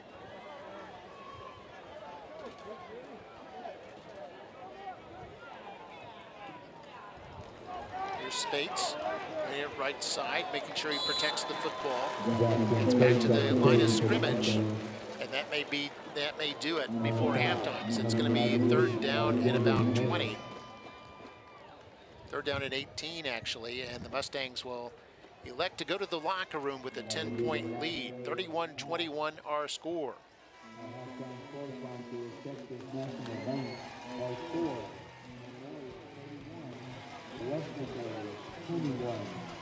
And now here at halftime, before the bands come out, we're going to have a chance for a Mustang teacher to try to win $100 from Performance Therapeutics. Here's a look at some highlights from earlier this afternoon. Lots of highlights. Yep. 31-21 our score. Mustangs score on 5 of their 6 possessions that first half. We're going to go to the kick now. The chance to kick 12 yards and a chance to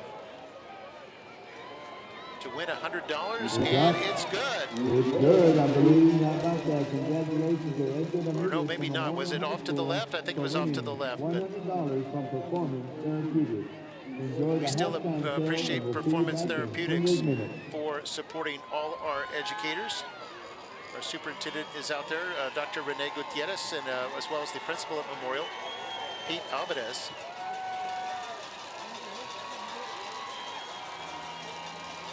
Yet he did make it after all. Couldn't quite tell from the reaction, but you can see they're holding the $100 bill there. That's always the proof positive. Show me the money. All right, Mr. Canales finally made that little Mustang. All right, so we appreciate Performance Therapeutics for their support of all our educators here in McAllen ISD.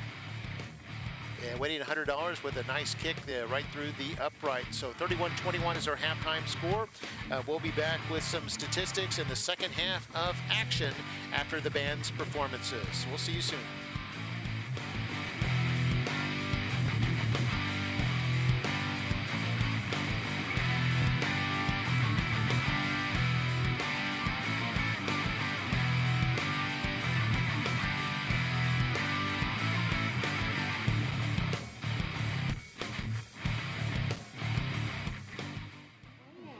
Taking the field is the Grand National Champion team of the Showtime International Competition, the Weslaco High School Dreamettes.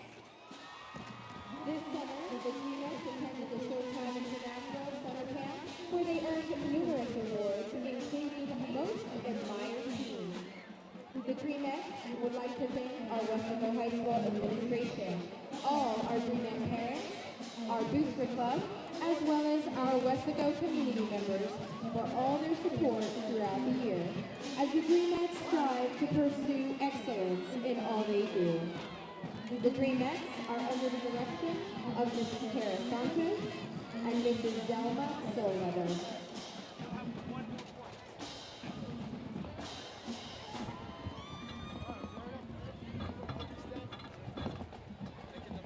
Dreamette of the Week is sophomore Melanie Rodriguez.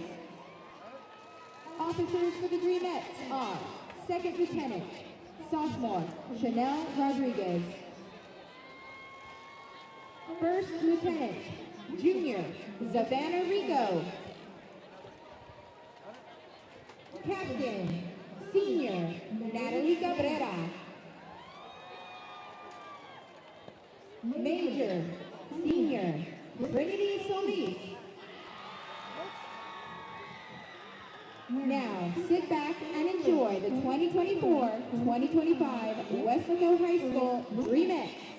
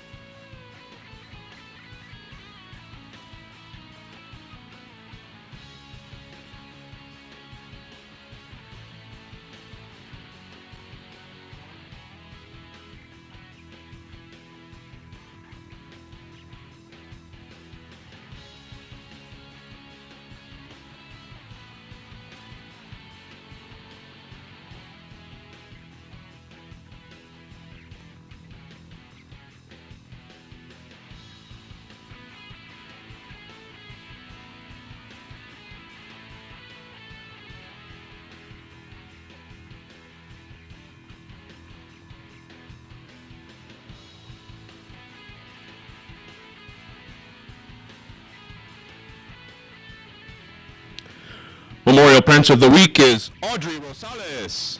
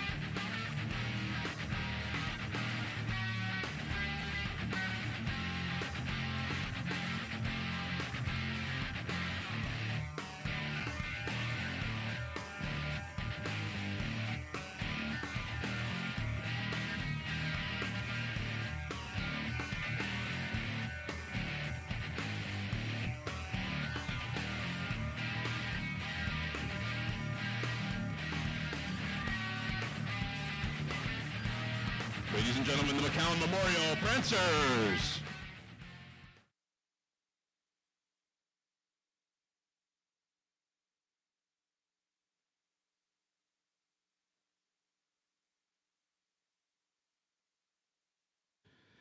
This season, the McAllen Memorial Mustang Band is proud to present their UIL fall production entitled Radio Waves, the music of Vaughn Williams, Granger, and Radiohead. Soloists tonight are Marcos Cuevas on soprano saxophone, Joaquin Garcia on alto saxophone, Andre Rodriguez on tenor saxophone, and Wyatt Wilson on bari saxophone.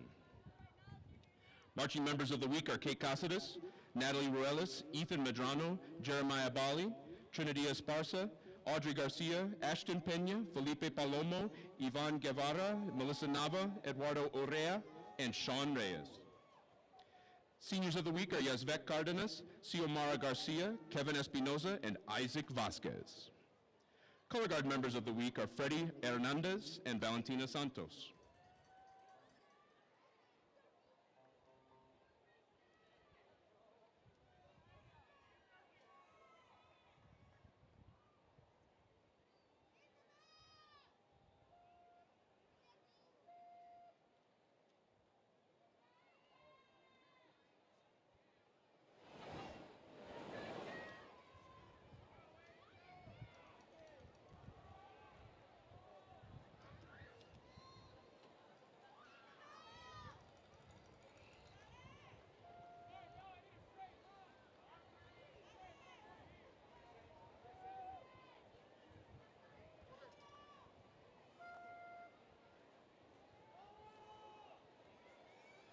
And now, under the field direction of senior drum majors Marcos Cuevas, Isabella Hernandez, and Julian Garcia, we proudly present the McAllen Memorial Mustang Band with their production of Radio Waves.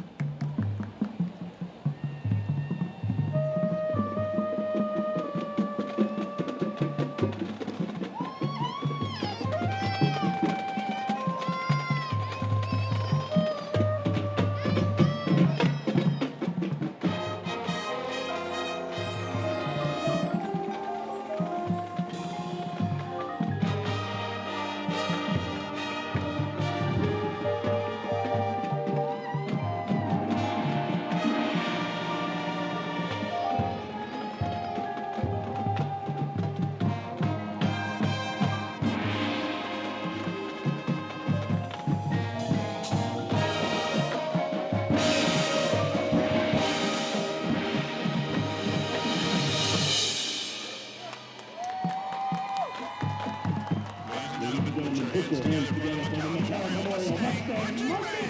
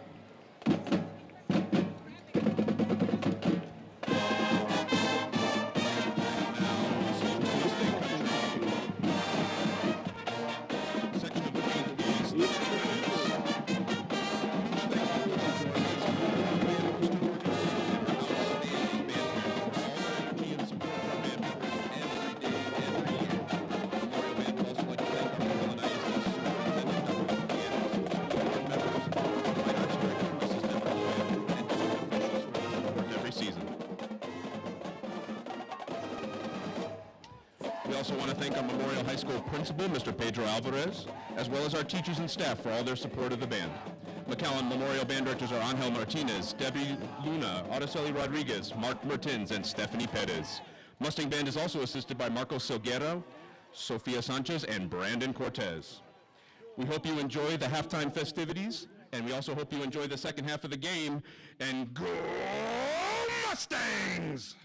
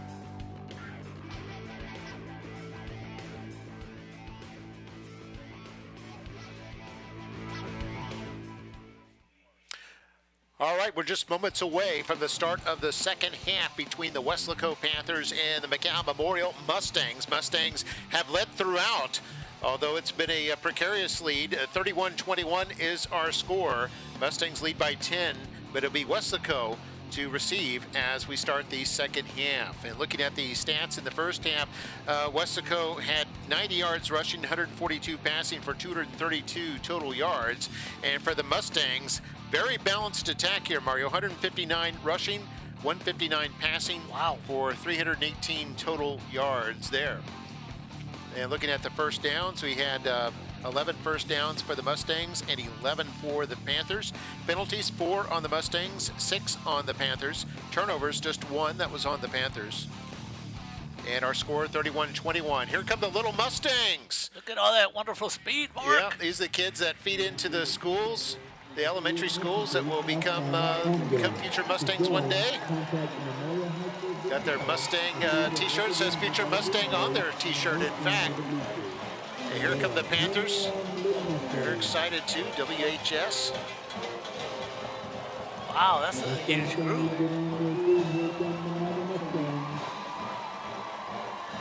And that's a good shot there. We see the little Mustangs coming off the field.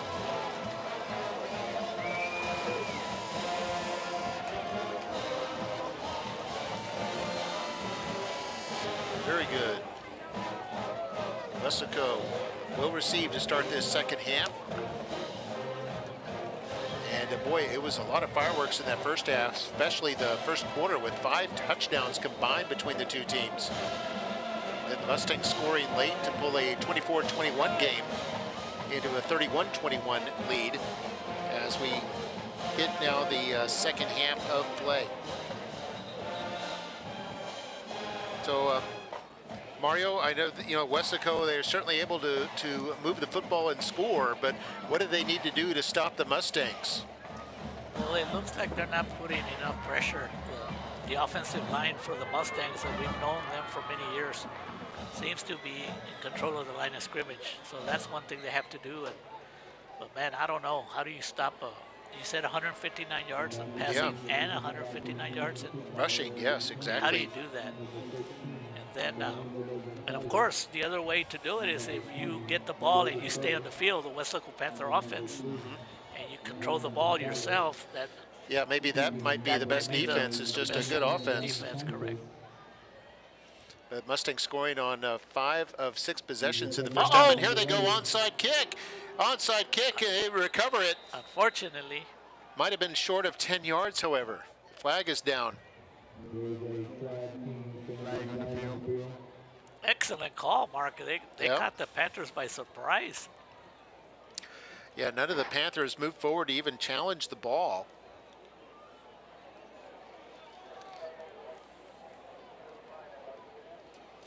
Illegal substitution on the kicking team.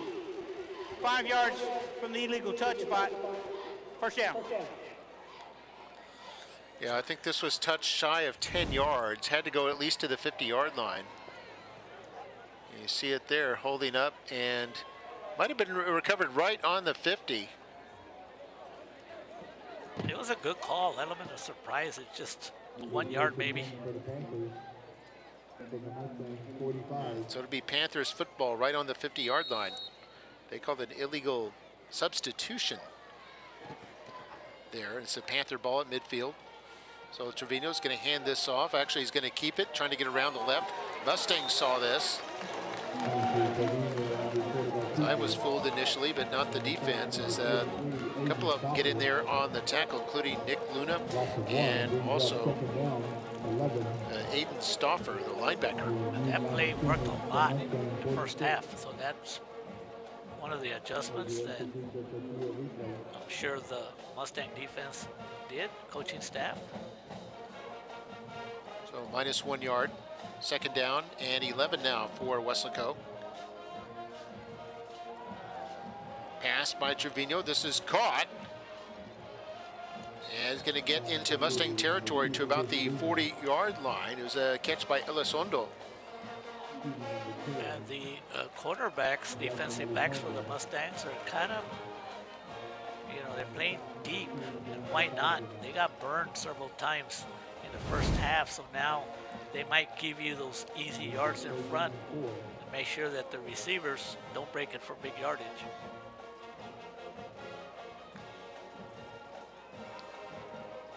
And here's a keeper by Trevino, has a big hole there, first down and way more, cuts inside at the 10 and has a touchdown. He takes it the distance there, 39 yards for the touchdown, and it's 31-27 now. Mustangs still in front, but the Panthers continue to hang in it, and they've got the extra point pending. Another excellent fake to the running back by Trevino.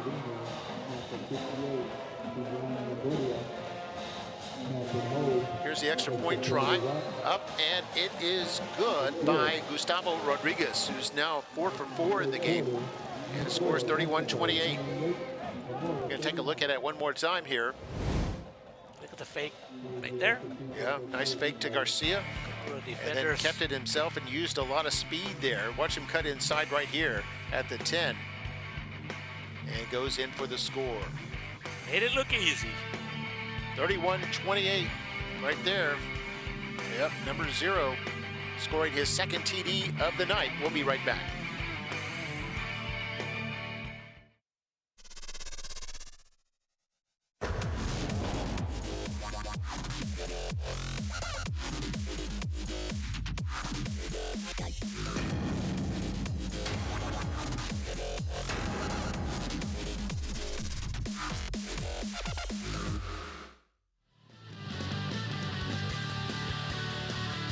Welcome back. Mark May with Mario Reyna, the rest of our award-winning MITV broadcast crew. 31-28, nice high-scoring game. A lot of exciting big plays we've seen here tonight.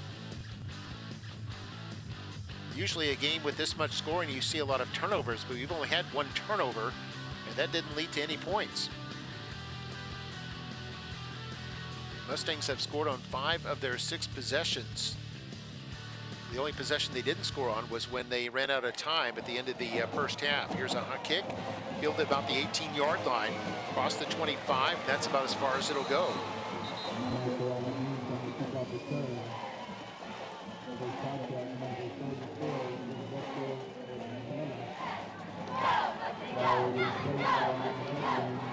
Mustang fans having a good time here.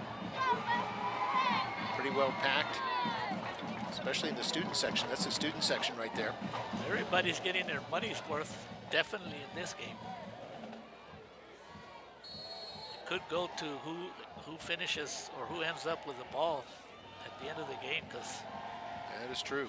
And we'll see if the Mustang offense can respond. So Mustangs first possession of the second half. Gonna hand this off. This is Spates, hit and goes down after about a 3-yard gain.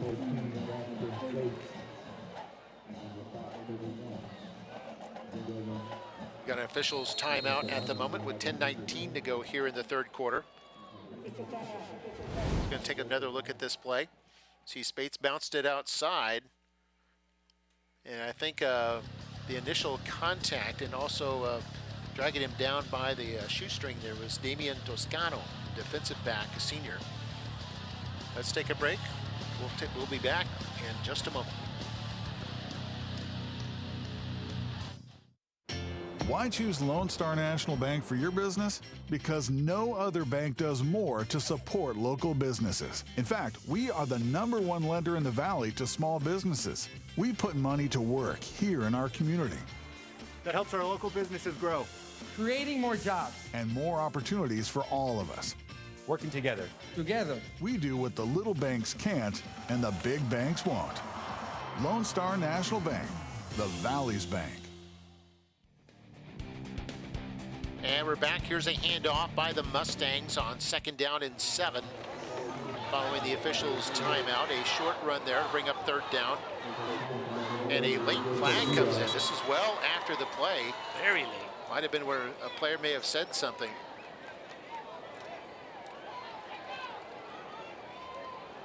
That last play marked the Weslaco defender. We have a late King, Crab King, the exchange of the ball.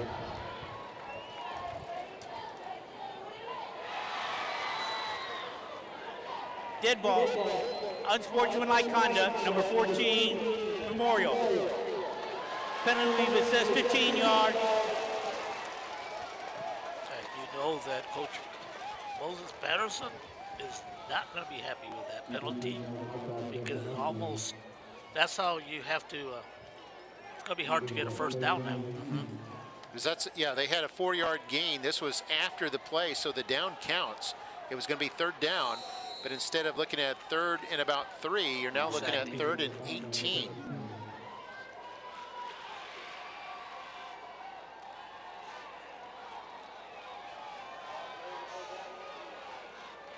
So they're all the way back to their own 17-yard line, the Mustangs, facing a third down and 18. Coy back to pass, has all day. There's not enough time to read Tolstoy back there. And finally throws and just had nowhere to go. Had to throw it into a crowd trying to get it to Alanis, but it goes incomplete. And they'll bring on the punting unit for the first time tonight. So that was a costly penalty, Mark. We talked about that in one of the keys to the game. And that's going to force the Mustangs to punt. And with the momentum right now on the Weslaco side, especially the offense, things have changed.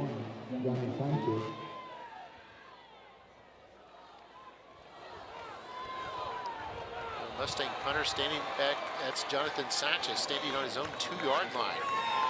They put on a rush. About 4 Panthers come in there, but he gets off a nice high punt, fair caught at the 44-yard line by Ryan Gonzalez. In fact, both teams have punted just one time each tonight. They've both been lighting it up. And there's Weslaco finally found a way to get a stop, and it was actually kind of a penalty where the Mustangs kind of hurt themselves a little bit. But Weslaco able to get a stop some way, somehow. Now they've got a chance.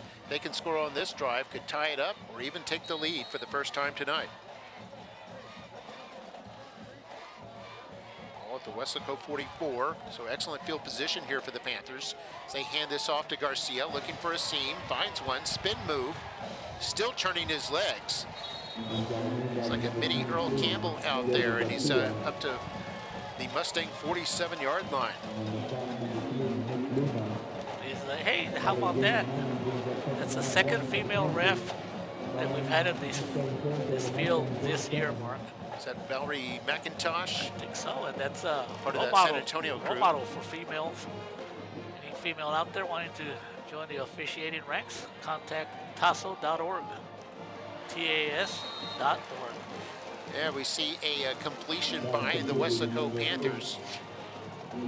Who's caught there by Carlos Ochoa, his first catch tonight, all the way to the Mustang 39. 8 yards on the pickup. Another first down for the Panthers.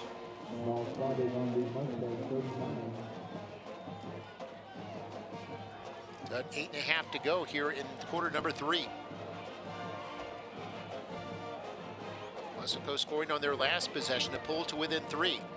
Luna goes in motion, outside left. Now Trevino. Wrap around draw, he fakes that, keeps it, runs straight up the middle before he's slammed down by the Mustang safety, Nick Luna. Yeah, Nick Luna's just having a great night. 8 of 3 on the play. That's number 3. Yeah, Nick Luna. Luna had 7 tackles last week to lead the team against Brownsville Hannah in the 37-13 win. Mustangs trying to improve to 2-0. Panthers want to get to 1-1. Here on 2nd down and 7. Trevino flushed out of the pocket, has to run.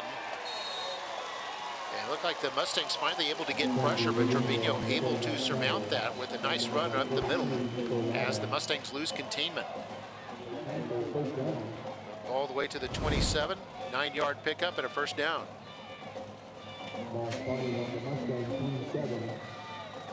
So now the ball at the Mustang 27-yard line.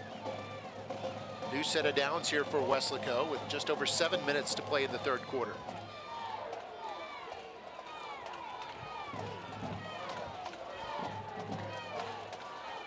Trevino looking deep, gonna throw deep toward the middle of the end zone. Oh, a one-handed interception. It's a second pick of the night for the Mustangs secondary. This time it's Nick Luna. Luna has his second interception in as many games. Had one last week and now one tonight. And this one, an absolute gem. Going up there and stabbing it with one hand and bringing it down. Here's another look at it. Wow. Trevino throwing this one. It was going for the Luna for the touchdown. Instead, a one-handed snare there by Luna, Nick Luna. So it's Luna guarding Luna. Luna. Yeah, one-handed interception. This is a that thing was of beauty. unbelievable. And that's exactly what the Mustangs needed. But now they have to get themselves going for a long drive. 6:53 to go. Mustangs with the ball back at their own 2-yard line. Here's Spates, breaks a tackle, and up to the 6. Gets them a little breathing room. Gonna take one more look at it here, Mario. Highlight. Great concentration. Look at that, Mark. Oh. How many times is that going to happen again?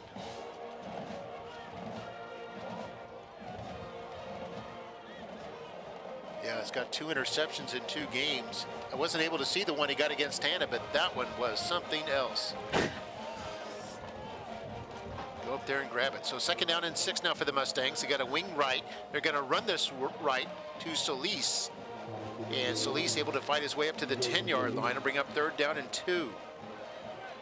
It looks now that the yardage is getting harder to come by. 3rd down and 2. Mustangs 3 for 4 on 3rd down. Actually 3 for 5. Here they go, 3rd down and 2 at their own 10. 5 down lineman for the Panthers. Gonna toss this outside left, and as he tried to cut inside, that was Spates. The Panthers were ready for it. Nope. And he's not gonna get it. They'll have to bring on the punting unit. Yep, they are gonna have to.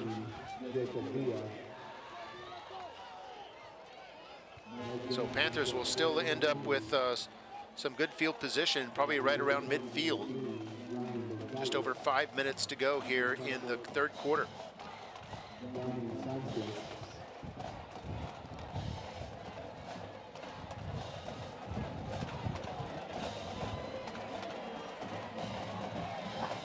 Second consecutive stop here by the Panther defense. This punt, a little bit short.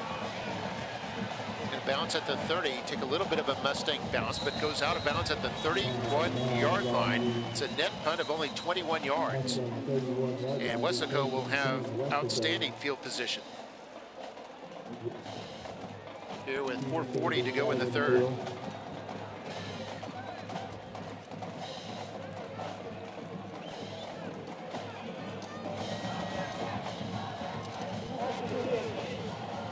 Back, 22.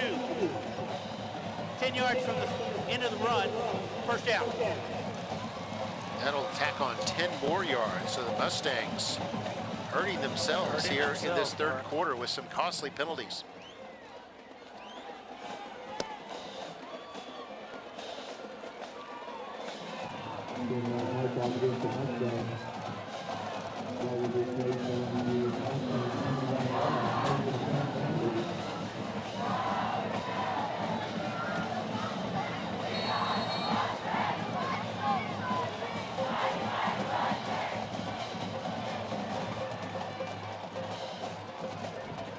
So 1st and 10, the 21-yard line. And goes in motion to the left side. They're going to hand this off straight ahead, trying to bounce it outside. A little bit of space there, but only about a 2-yard gain before the Mustangs get on top of that. That was Pettis with the carry. There's Elizondo, who had gone in motion. Gain of 3 on the play. It'll bring up 2nd down.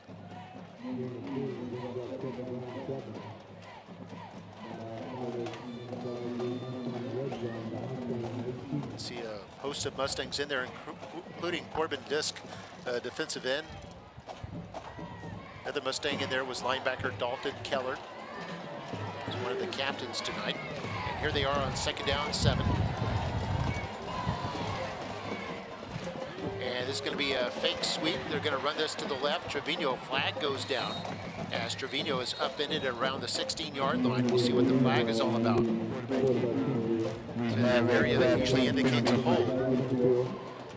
Probably is on the offense, number 68. 10-yard penalty from the previous spot. Replay 2nd down. So they'll move the ball all the way out to the 28. Now Weslaco hurting themselves with the penalty. So we're under 4 minutes to go here in the 3rd quarter. Not a lot of scoring, but a lot of activity in those penalties. This San Antonio football chapter has been throwing the penalties tonight.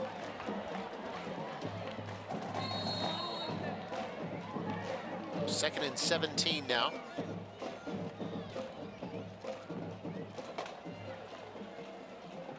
Elizondo in motion. And Trevino wants to throw. Now he's going to run it. Oh, a big hit there as he's pushed down at the 25-yard line. Adebawale was able to put on the heavy hit. He did. So what kind of, that's a 3rd and 14 mark. Good job by the defense, especially the secondary. Trevino could not find anybody open and then forced him to run with the ball. Yeah, now they're in a 3rd and long situation, 3rd down and 14.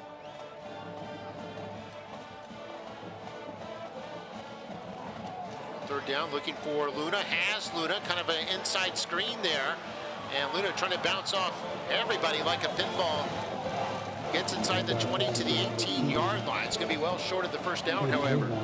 We'll see if they bring on the field goal unit. I think they are, Marcus. This field goal kicker. He's got a great leg.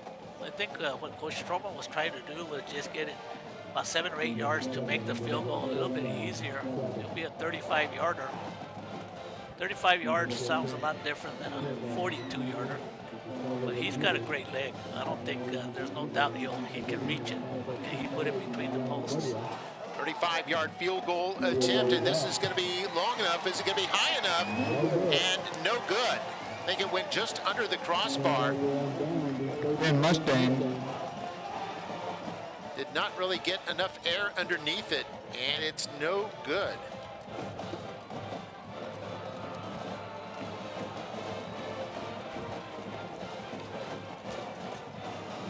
So the score remains 31-28 with 2:06 to play here in the 3rd quarter. Ball comes out to the 20. The Mustangs will start from there. Just over 2 minutes to play in the 3rd. Weslaco, the only team to score here in the 3rd quarter, as they cut a 10-point deficit down to 3, but were unable to tie on that last kick attempt. Here's a play action. Coy over the middle. Man is open. It's broken up. Intended for Alanis. Would have been a touchdown, but the touchdown breakup was Ryan Gonzalez. The perfectly timed swat. Boy, Ryan Gonzalez came out of nowhere. Mustangs were going for the home run here. And look at this. Alanis open. Pass just a tad behind him, allowing Gonzalez to get a hand in there and knock it down.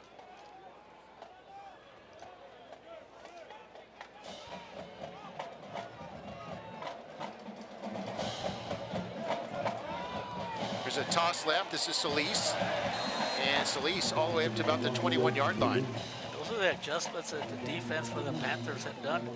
So they kind of stopped that big, the big offensive line now, Mark. They're having problems with the push, the line of scrimmage. So the yards are now hard to come by.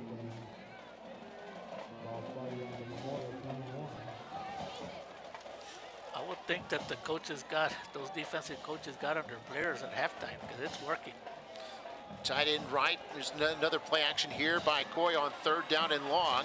Lets this one go into traffic. Oh, wow. And it's caught there by Alanis. Alanis with the first down is going to move the chains all the way up to the 48-yard line. It's a gain of 27 yards. Mark, I thought that was going to be intercepted. Yeah, it was thrown into heavy traffic. Coy was in trouble. Number 24 was right behind him, and he was barely over the defender, number 3, Ryan Gonzalez. Actually going to spot it at the 47-yard line, so it's a 26-yard gain. On 3rd down, handoff, Spates straight ahead, bowls his way forward, breaks a tackle, breaks a second tackle. How about that run? Yeah, and on 2nd, 3rd, and 4th effort has close to a first down. See where they spot this. Yeah, very determined running there as they get the ball to the 44-yard line. It's going to bring up 2nd down and 1. That's the 44 in Weslaco territory. Nice run. He's hard to bring down, Mark. It's good to have a running back that can get those tough yardage. Anytime you have like a 3rd and short, you know you can depend on Spates to get those tough yards.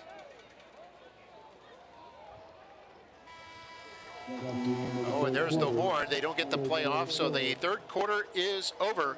And we're at the end of the 3rd quarter, 31-28. Memorial in front. Memorial actually shut out in that 3rd frame. And we're going to do the smile cam now before we head to the 4th quarter.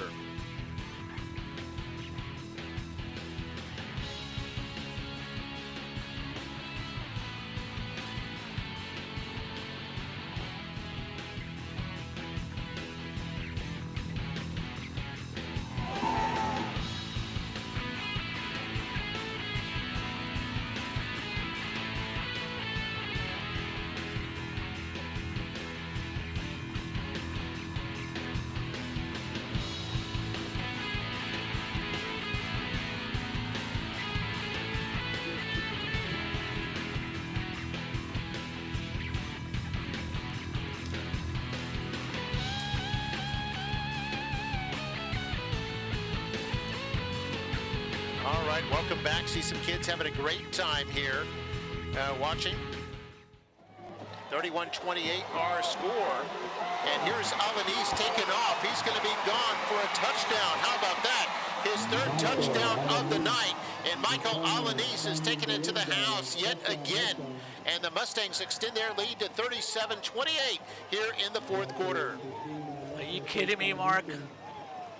Wow, Alanis has just put on a show here tonight as the Mustangs have maintained the lead throughout. It's been like a boxing match with the momentum swinging back and forth. But every time the Mustangs seem to start to wilt, they emerge with another big play. I can't wait for the replay. Here's the extra point try. Alanis is the holder. Good hold. And the kick is away by Sanchez and good. And Jonathan Sanchez now 5 for 5. James 38.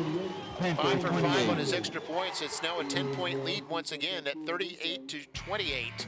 Man, look at that quick move. There's another look at the replay. He's going to be an all-district performer, no doubt about that. We'll take a break. We'll be right back. This is Football Night in McAllen ISD.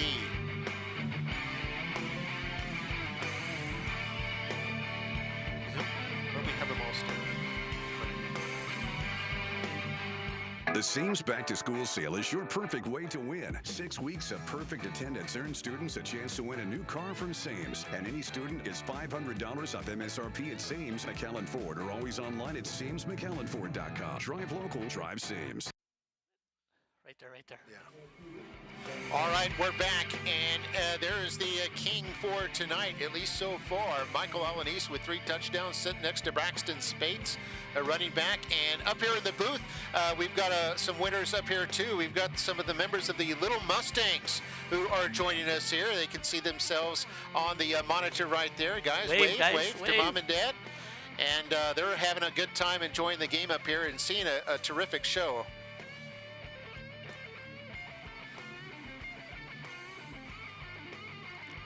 All right, there you can see the kickoff for Weslaco. They get it out to about the 20-yard line. What's this program all about, Mark? About the little Mustangs and little Bulldogs? Yeah, we have little Bulldogs and little Warriors, and these are the kids. These are future Mustangs that we have here in the booth with us. They'll be going into either Cathy or Brown Middle School. Then eventually they can get into sports or get into whatever they like and, follow their passion as they get into middle school, and then of course on into high school at McAllen Memorial. And we have the all three same setup, same kind of setup at the other schools with Nicky Rowe, their vertical team, and at Mackay through their vertical team. Are y'all guys, y'all having a good time? How did you like running at halftime? You enjoyed it? All right, awesome. All right, thank you guys. Thank you for visiting us up here in the booth. And let's see, the officials having an officials timeout at the moment with 11:45 to go here in the fourth quarter.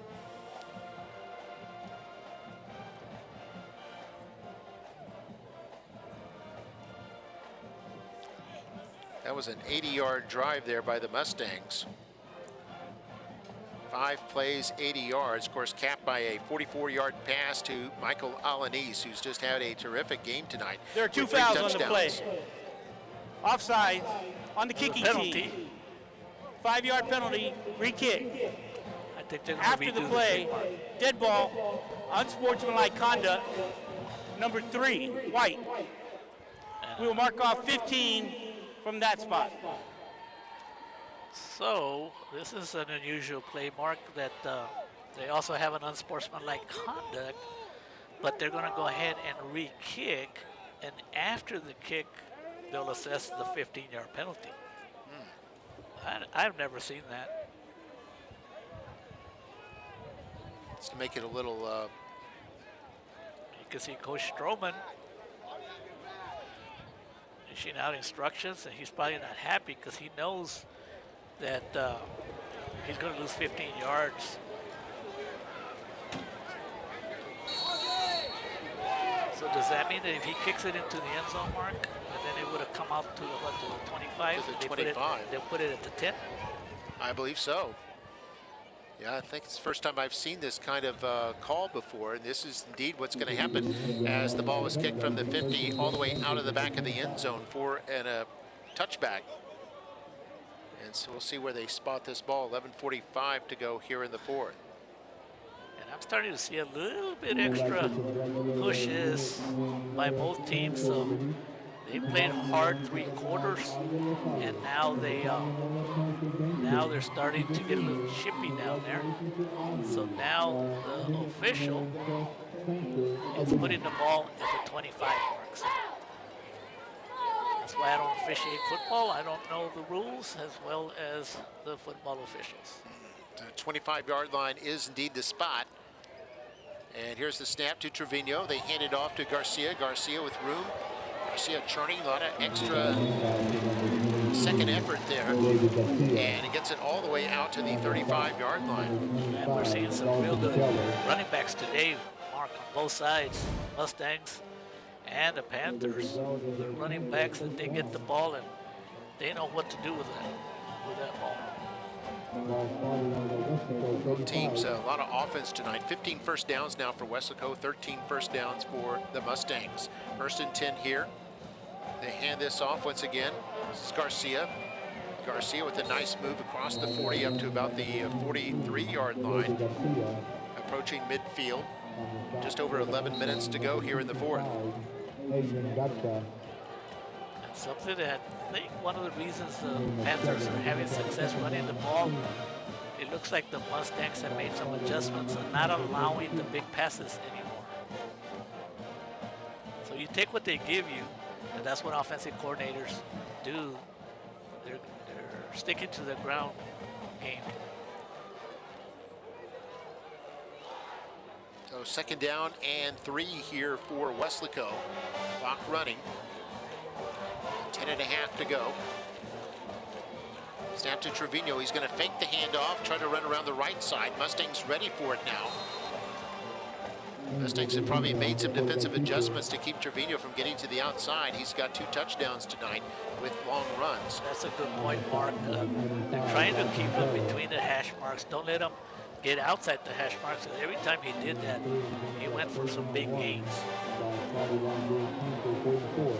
All the way up to the 44, gain of 2 on the play, and it brings up 3rd down and only 1 yard to go here. See what happens here. Guajardo with the tackle in the last play. Handoff to Garcia. Garcia able to get the 1st down and crosses the 45, picks up 4 yards and has a 1st down at the 48.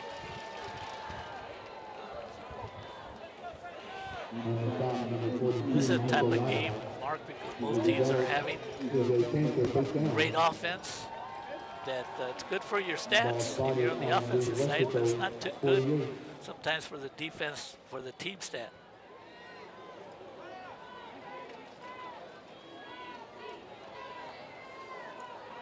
Mustang's going to blitz a linebacker here. Weslaco picks it up, and Trevino's pass caught by Luna at the 40. Still going at the 30. It's a nice move there, and then forced out of bounds by the Mustang defender, Anibawali. And there's going to be a late flag. This could be a late hit at the end of the play. At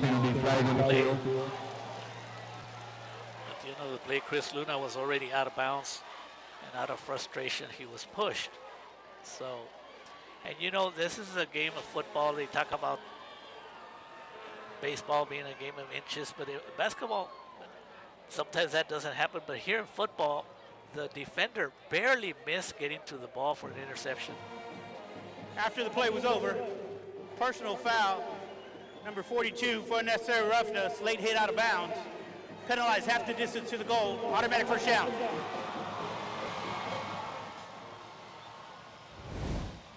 Take a look at the replay. I don't know, that was a run. That was a run right earlier before that got him the 1st down. You can see some of the players are now talking to each other. Very competitive football game tonight. It was a 30-yard run, and then a half the distance penalty to the 11. And here they go, trying to run it in, still fighting. Getting close. It's going to bring up 2nd down. And Garcia, you really have to wrap him up because he does not like to go down. Good fake, easy run up the middle. Wow. And a touchdown there for Weslaco. And how about that? They climbed to within 4 points, pending the extra point, and 3 touchdowns now for Trevino tonight. Mark, we keep saying it all night long that it might go to who has the last possession. What team has the last possession might be the team that wins this game tonight. Most exciting game we've seen in a long time, as the extra point try is up and good by Rodriguez. He's now 5 for 5 tonight. And there's our score now, 38-35.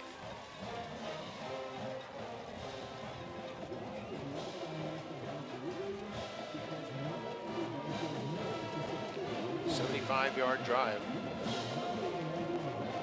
So both teams could be up there way over 400. Let's see. Yeah, Weslaco's approaching 400 yards. About 296 right now, 396 I should say.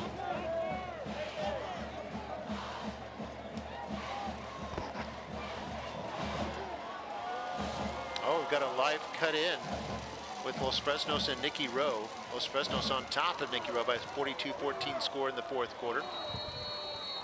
We knew that was going to be a tough game for the Warriors because we saw here Los Fresnos, that offense, that quarterback Pineda, something else. The game was tied earlier, 7-7, way back in the 1st. Now here's Weslaco with the kickoff. It's going to be high and short, and fair caught at the 25-yard line by McAllen Memorial with exactly 9 minutes showing here in the 4th quarter. Smart play right there by Hugo Rodriguez. Remember that name during the baseball season? One of the pitchers. I do. How far did that baseball team go? All the way to the 5th round of the state playoffs. If they'd won, they'd gone to the state Final Four. If they'd won that last round. And we had a lot of fun. That was fun. Going to those games. We even had what was it? Another penalty. I think we had a 1:30, a game that finished at 1:30 in the morning. Yep. And here, meanwhile, we have a penalty out there on the kickoff. We'll find out what that's about. They might have him take a re-kick here. Offside on the kicking team. 5-yard penalty, re-kick. I hope this football crew from San Antonio, Mark, they have enough flags because they've thrown a lot of flags today. They have 8 against Weslaco and 8 against There you Memorial. go, 16 flags.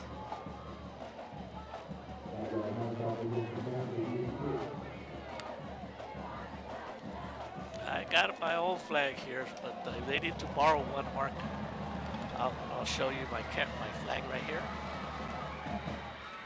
There you go.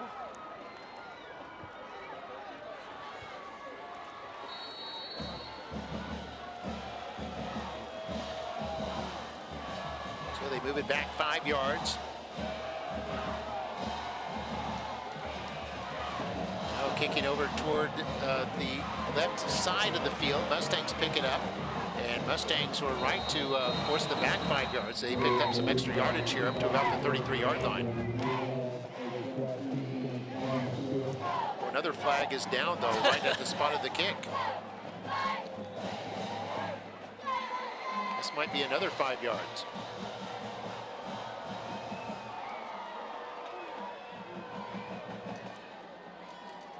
Weslaco has certainly hung in there tonight. They have never led,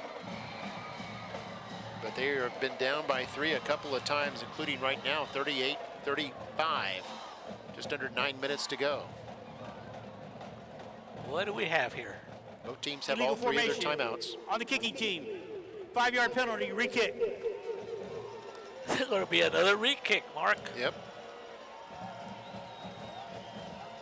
Weslaco fans getting a little antsy over that, pushing the Panthers back 5 yards and another 5.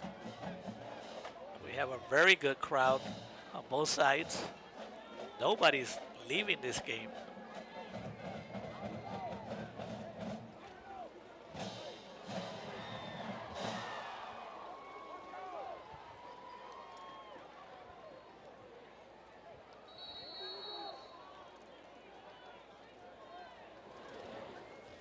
The home fans tonight, a sea of blue and gold.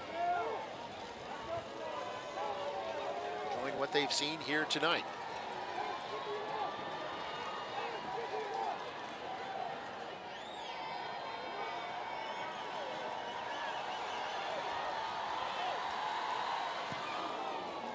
Here's the kick.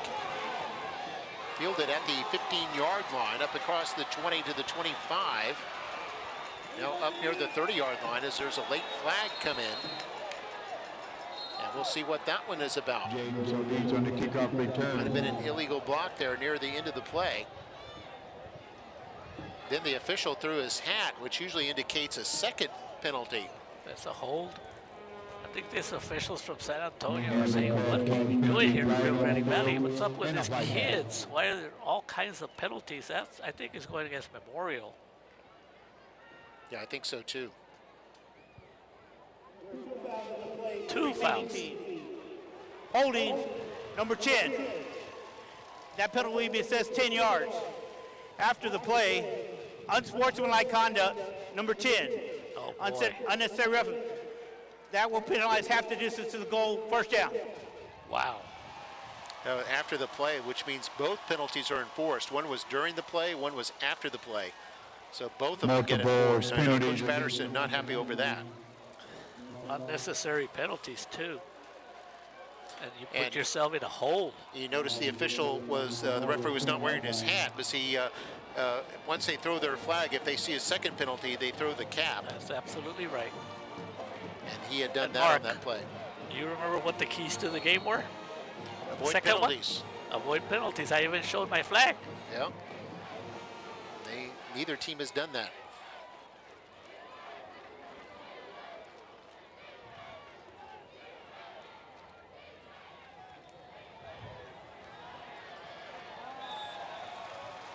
So here are the Mustangs on first down. Trying to run this ahead with Spates. And it looks like picked up no yardage. Clock running at 8.5 to play. No gain, brings up 2nd down 10. So here's where the Mustang offense they need to get, get those big yards on the ground. And now, first half, at some part of the third quarter, they would have a 2nd and short, 3rd and short, and now they have a 2nd and 10. Mustangs with a wing left. This is going to be play action. Coy rolling out, throws this intended for Alanis, a little bit short. Coverage on the play provided by Enrique Rodriguez. And it's going to bring up 3rd down and 10. And in that play, earlier in the first half, Coy Kane usually had a little bit more time, but he was rushed. And when you rush your throw, then there goes your timing and your rhythm. This is a big 3rd down, 10. Mustangs are still in the lead. They cannot afford a turnover this deep in their own territory. Yeah, facing 3rd and 10. Well, they were 3 for 4 on 3rd down in the first half. And another penalty, Mark. Yeah, only 1 for 4 here in the second half. Oh no, timeout Weslaco. No timeout called by the Weslaco Panthers, so we'll take a break. And just under 8 minutes to play here in regulation, 38-35 Mustangs. We'll be right back. This is McAllen Football Night in McAllen ISD.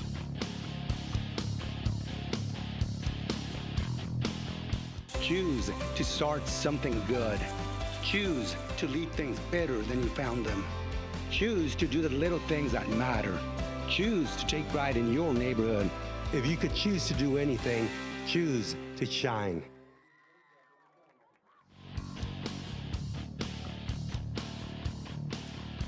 .35 our score. Mustangs have led throughout. They led early 14-0 back in the first quarter.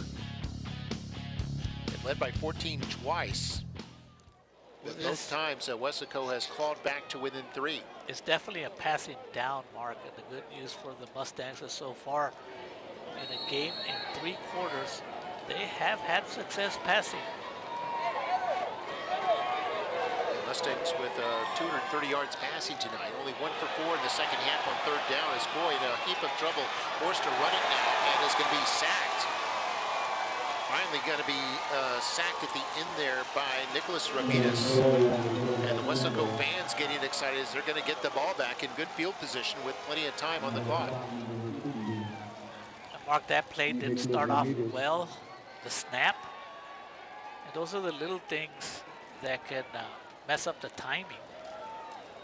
But it appears that the Panthers, after the last touchdown, that they got the energy and the momentum on their side.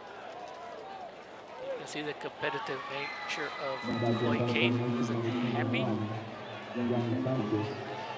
It's been a tough game for both teams. And here's the kick by Sanchez. Angled over to the left side, picked up on the run at the 46. A big run turn here by the Panthers. A good return by Ryan Gonzalez, and that's going to set up Weslaco in excellent field position inside Mustang territory with 6:55 to go. That's a smart play by Ryan Gonzalez. By him coming up and getting the ball, he got the Panthers an additional 15 yards. Yeah, all the way to the Mustang 36-yard line.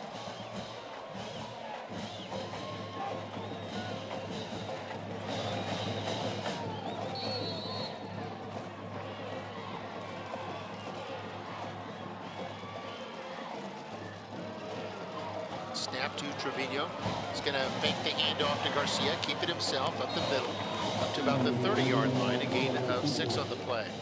And in the last possession, when the Mustangs had the ball, it was hard for them to gain any yardage, but the Panthers are not having any problems.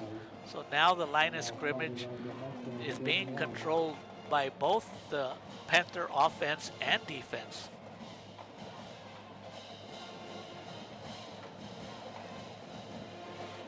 second down.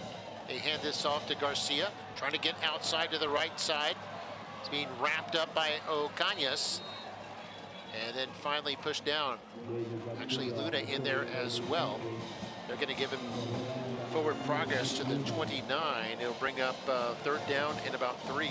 And it's early in the season, Mark, so you know the players might not have the endurance that they might have later down the road. So which team is going to have the best endurance is going to win this game, and who has been having more substitutions? The depth come into play now.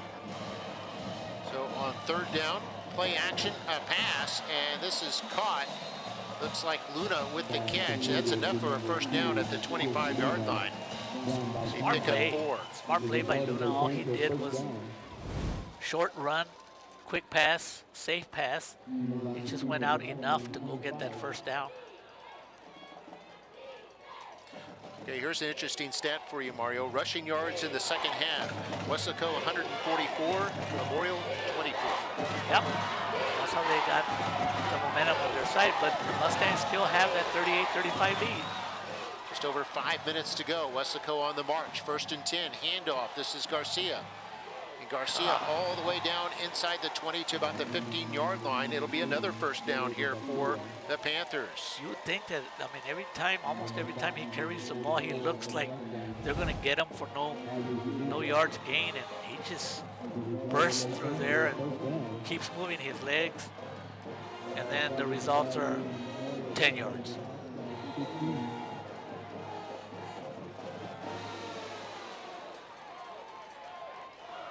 Trevino going to hand this off on 1st and 10. No room for Garcia here. He's actually going to lose yardage. Back to about the 16, going to lose 1. Clock running at 4.5 to go. Weslaco can tie it with a field goal. They can move ahead for the first time all night with a touchdown. And now this is the time of the game where coaching is going to play a big role. The Mustangs, do they start taking timeouts to preserve some time on the clock in case they fall behind? There's a fake handoff by Trevino. He's going to keep it, and he's going to be hit for a loss. Back at around the 17-yard line. Terrific tackle there by Eric Guajardo, number 9. So 2 very good plays by the Mustang defense, but can they do it 2 more times?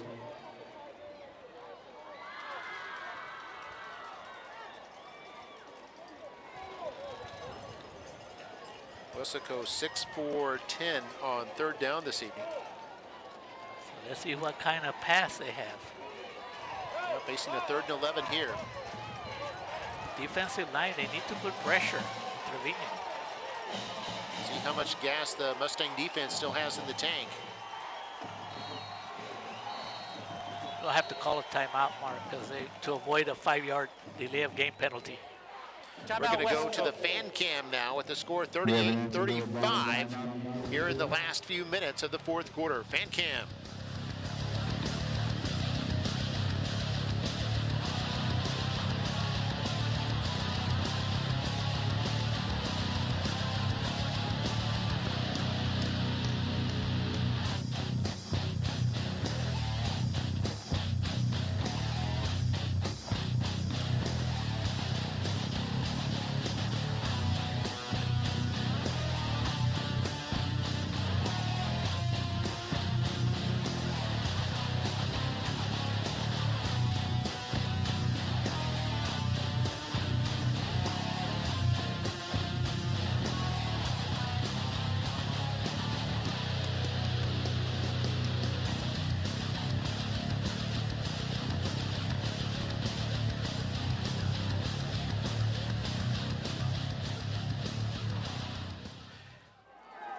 See the Mustang cheerleaders there performing, keeping the fans into it. Fans have had a lot of fireworks to enjoy here tonight. It's not even the 4th of July, but it certainly seemed that way. 38-35 our score, 3:18 to go, and Weslaco facing a 3rd and 18, excuse me, 3rd and 11 from the 18.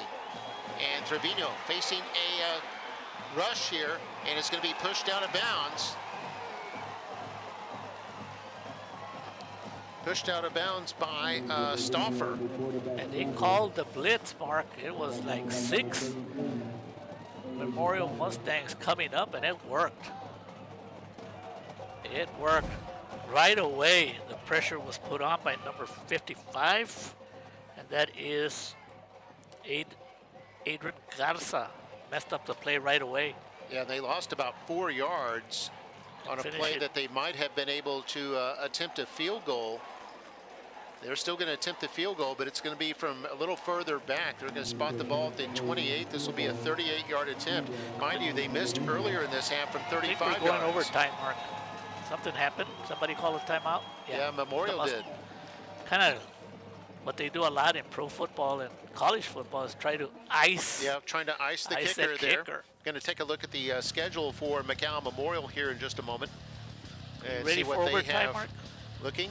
Could be. San Antonio Johnson is the next opponent for the Mustangs. That'll be on a neutral field next week, so that'll be away from home. And then they've got, coming up after that, they've got the district action with Rio Grande City, and then Mission High School will be their homecoming opponent on the 27th. Then they have a bye on October 4th. Mac High, they face on October 11th, and then La Jolla Juarez Lincoln. That's a Thursday night game, followed by Edinburgh Bella, another Thursday night game. Then they've got Rowe High on November 1st and La Jolla Palmview to finish up on Thursday, November 7th. 16-5A Division I. Who made that graphic, Mark? I think it's pretty cool. Victoria Alvarado did. Congratulations, the Victoria. MITV staff did I an think we're excellent going job with overtime, Mark. What do you think? Let's see. Give Well, me a they missed prediction. from 35, so I'm thinking they won't hit this one. We'll see. 38-yard attempt. And here's the kick by Trevino. This is long enough, high enough. No! And it is no good. No good. But long enough and high enough, but we have a off to the flag, left. Mark. We have a flag. Crab King penalty flag. See what the flag is about. Referee standing at the 25-yard line, talking to his fellow officials. Here we go, big call. Running into the kicker. Running into the 5-yard kicker, penalty. Remains 4th down. Wow. We're going. Running into the kicker, different from roughing the kicker. Right. Roughing the kicker would be an automatic first down and 15 yards. That's a personal foul. Running into the kicker is only 5 yards and is not necessarily a first down. And you can Now see it'll it be here. A 4th and 11, Mark. It's a player trying to block it. But it's new Actually life for ended the up getting Panthers. shaken up in the attempt. I think they're going to kick a field goal again, don't you think? 4th and indeed. 11.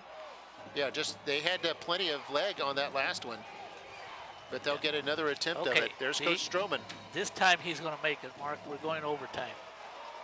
So they'll set this up at the 23-yard line. This will be a 33-yard field goal attempt. Good situation for the kicker. He might need to kick something under pressure. It's long enough. Oh, long enough, and it's good. This I one told is you, good. Mark. Wow. 3:02 left in 38 to 38. And once again, what was the keys to the game? Penalties, and a avoid penalty penalties, yep. ties the game. And we could go overtime. But then again, with 3 minutes and 2 seconds to go, 2 timeouts as we watch the kick.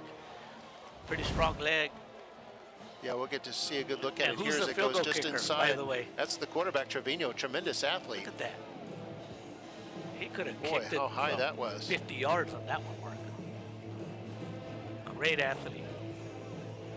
Great weapon, too. Yeah.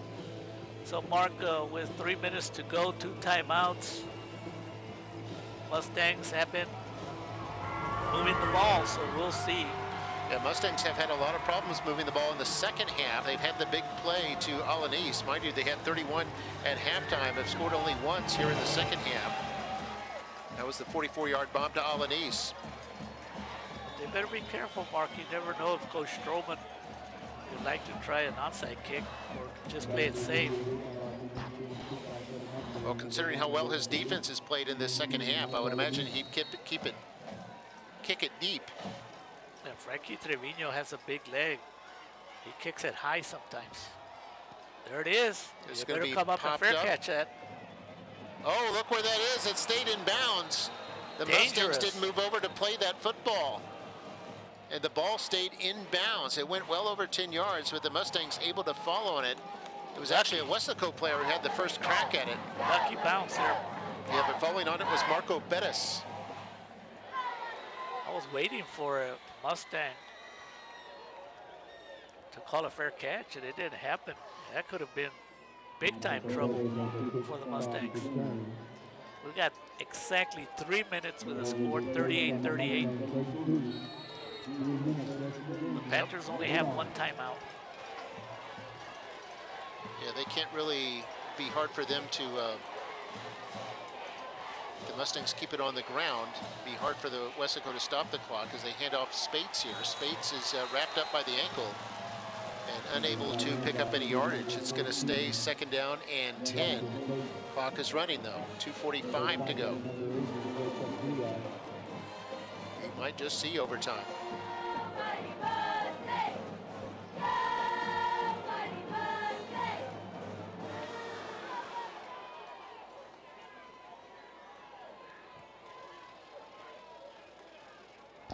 So our next games for these two teams, Memorial, as we said, will take on San Antonio Johnson. That'll be on a neutral field between the two schools. And Weslaco High is also taking on Johnson. It'll be Laredo Johnson. That'll be coming down to Weslaco. That'll be at Bobby Lackey Stadium next week. We got an official's timeout right now. 2:23 to go in regulation here. We're tied 38-38. Here's our next webcast. It'll be the Nicky Rowe Warriors next week, Friday, September the 13th.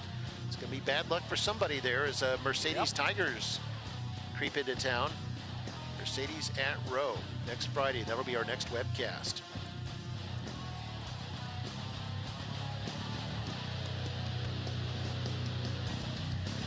So 2:23 to go at an official's timeout there. Memorial still with 2 timeouts. Weslaco with 1 timeout. You gotta believe, Mark, that both teams can be getting tired because there's been a lot of running up and down the field. Even though it looks like we're going into overtime, somehow I feel like, I don't know. Let's see what happens. Maybe not. See what happens here. 2nd down and 10. Weslaco really stacking up against that line of scrimmage. Boy's going to unleash this one. He's got a man there. It's caught at the 30. Trying to run away at the 10. And a touchdown. Guess who? McAllen ISD, his 4th touchdown of the night. Unbelievable. The player of the game, Mark. Memorial rolls the dice on 2nd and 10. They go for broke. And Allen ISD delivers. Beautiful, beautiful run by him. And boy, Kane, as he was getting hit, Mark, when we see the replay, he released the ball just on time. And you know that these kids have worked with each other a long time because the pass was perfect. I'm looking down there and I can see the Kane family jumping up and down. The extra point try. Kick is up and away. And it's good. Sanchez now 6 for 6 on his PATs, and the score 45-38. But there's 2:05 remaining. Let's take another look Check it out, Mark. And you can see Weslaco was getting through there. It's kind of like a screen pass. And Allen ISD able to get behind the secondary. Then once he caught it, wasn't going to be caught. The only thing, Mark, that the Mustangs scored so soon that there's still 2 minutes and 5 seconds left and 1 timeout for the Panthers. And they've been doing a pretty good job on the kickoff return, so we'll see how that goes. Let's take a break. Mustangs by 7, 2:05 to go. We'll be back for the finish. To be or not to be? That is the question. Line? Hello? Hello? Attendance today, success tomorrow. Attendance matters.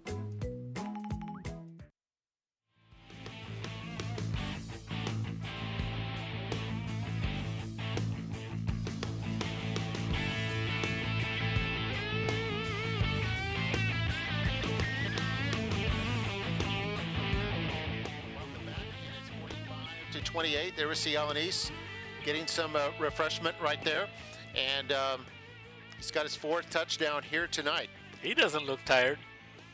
Meanwhile, we've got a touchback in Weslaco. By the way, that was a 68 yards on that pass. Here's another look at the touchdown. 68 yards, wow.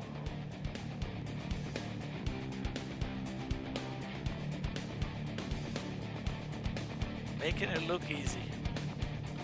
So he came into this game with how many touchdown receptions, Mark?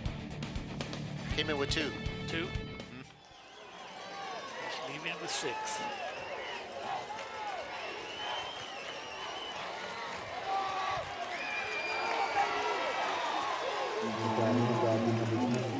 Handoff.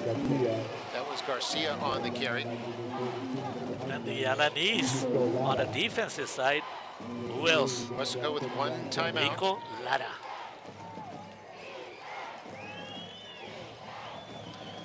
Trevino back to throw. Oh! Throws over the middle and broken up. Nearly picked off by Nick Luna. That would have been the game. It was intended for wide receiver Felipe Perneda.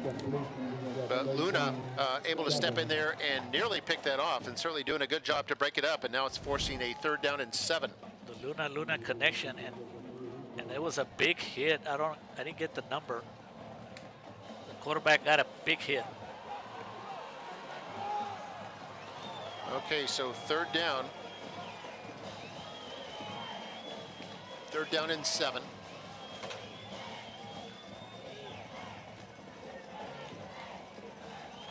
Trevino back to throw. 4 down territory, of course. You're trying to run it outside. It's going to be hit at the 31, still going, and then hit again. And knocked out at the 32, it looks like. They're going to keep the clock running at under minute 23. They're about 3 yards shy of the 1st down. Imagine they might take their last time out here. We'll see. Good scrambling ability, as we know. It's another hard hit. And another hard hit. Panthers need a 1st down. Okay, here they are on 4th down. This could be the game. Trevino running forward has the 1st down and is able to get up to the 39-yard line.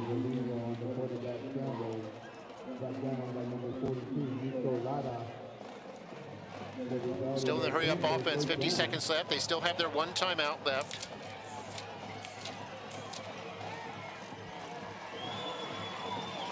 Trevino back to throw. Here comes the blitz. Interception. Oh, it's intercepted. Intercepted by Memorial. Trying to run it back, and now it's tackled. The interception there by Dalton Keller. Keller. At the right place at the right time. The 3rd interception of the night. But you know what we have, Mark? You have a flag down? Yes, sir. So we'll see what that flag is all about. Also have an official's timeout at the moment. But give credit to Keller. Look at him. He's all excited. He should. He might have secured the victory. But when he did, Mark, he stayed to his position, his responsibility.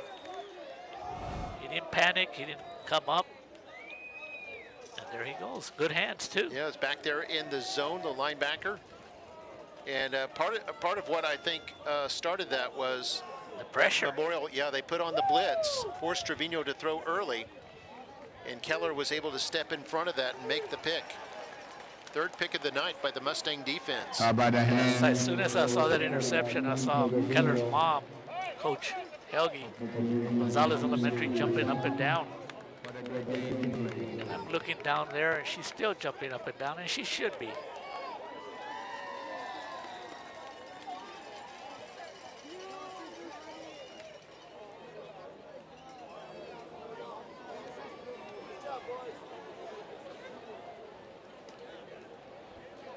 After the interception, sideline interference. On blue, 15-yard penalty, 1st down. That's a penalty on Memorial. Remember, they were warned earlier in the game, and the second time it becomes a penalty, of course, won't matter. They only need to snap it 2 times, and the game will be in the books. But an exciting game, one of the most exciting we've seen in several years. 45-28, or excuse me, 45-38 with 35 seconds left. And Mark, I thought we were going overtime, but we can't say that anymore because sometimes when you need the big plays, it's not going to be the running game. It's going to be the passing game. 5-yard penalty, Rain's first penalty. half. And the Mustangs have a passing game.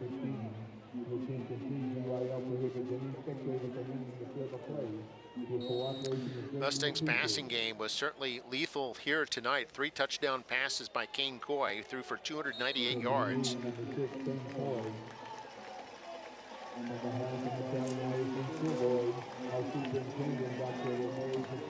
Or excuse me, 4 touchdown passes for him. He had 4 touchdown passes last week.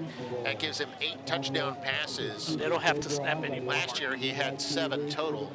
This year 8 in 2 games. They won't have to snap it again. 15 seconds left. Memorial's going to improve to 2-0 in non-district action. Of course, they'll play San Antonio Johnson next week. Weslaco Panthers will fall to 0-2. They've been involved in 2 shootouts. Lost a shootout with the Harlingen Cardinals and now tonight with the Memorial Mustangs. But certainly they're a formidable 6A team.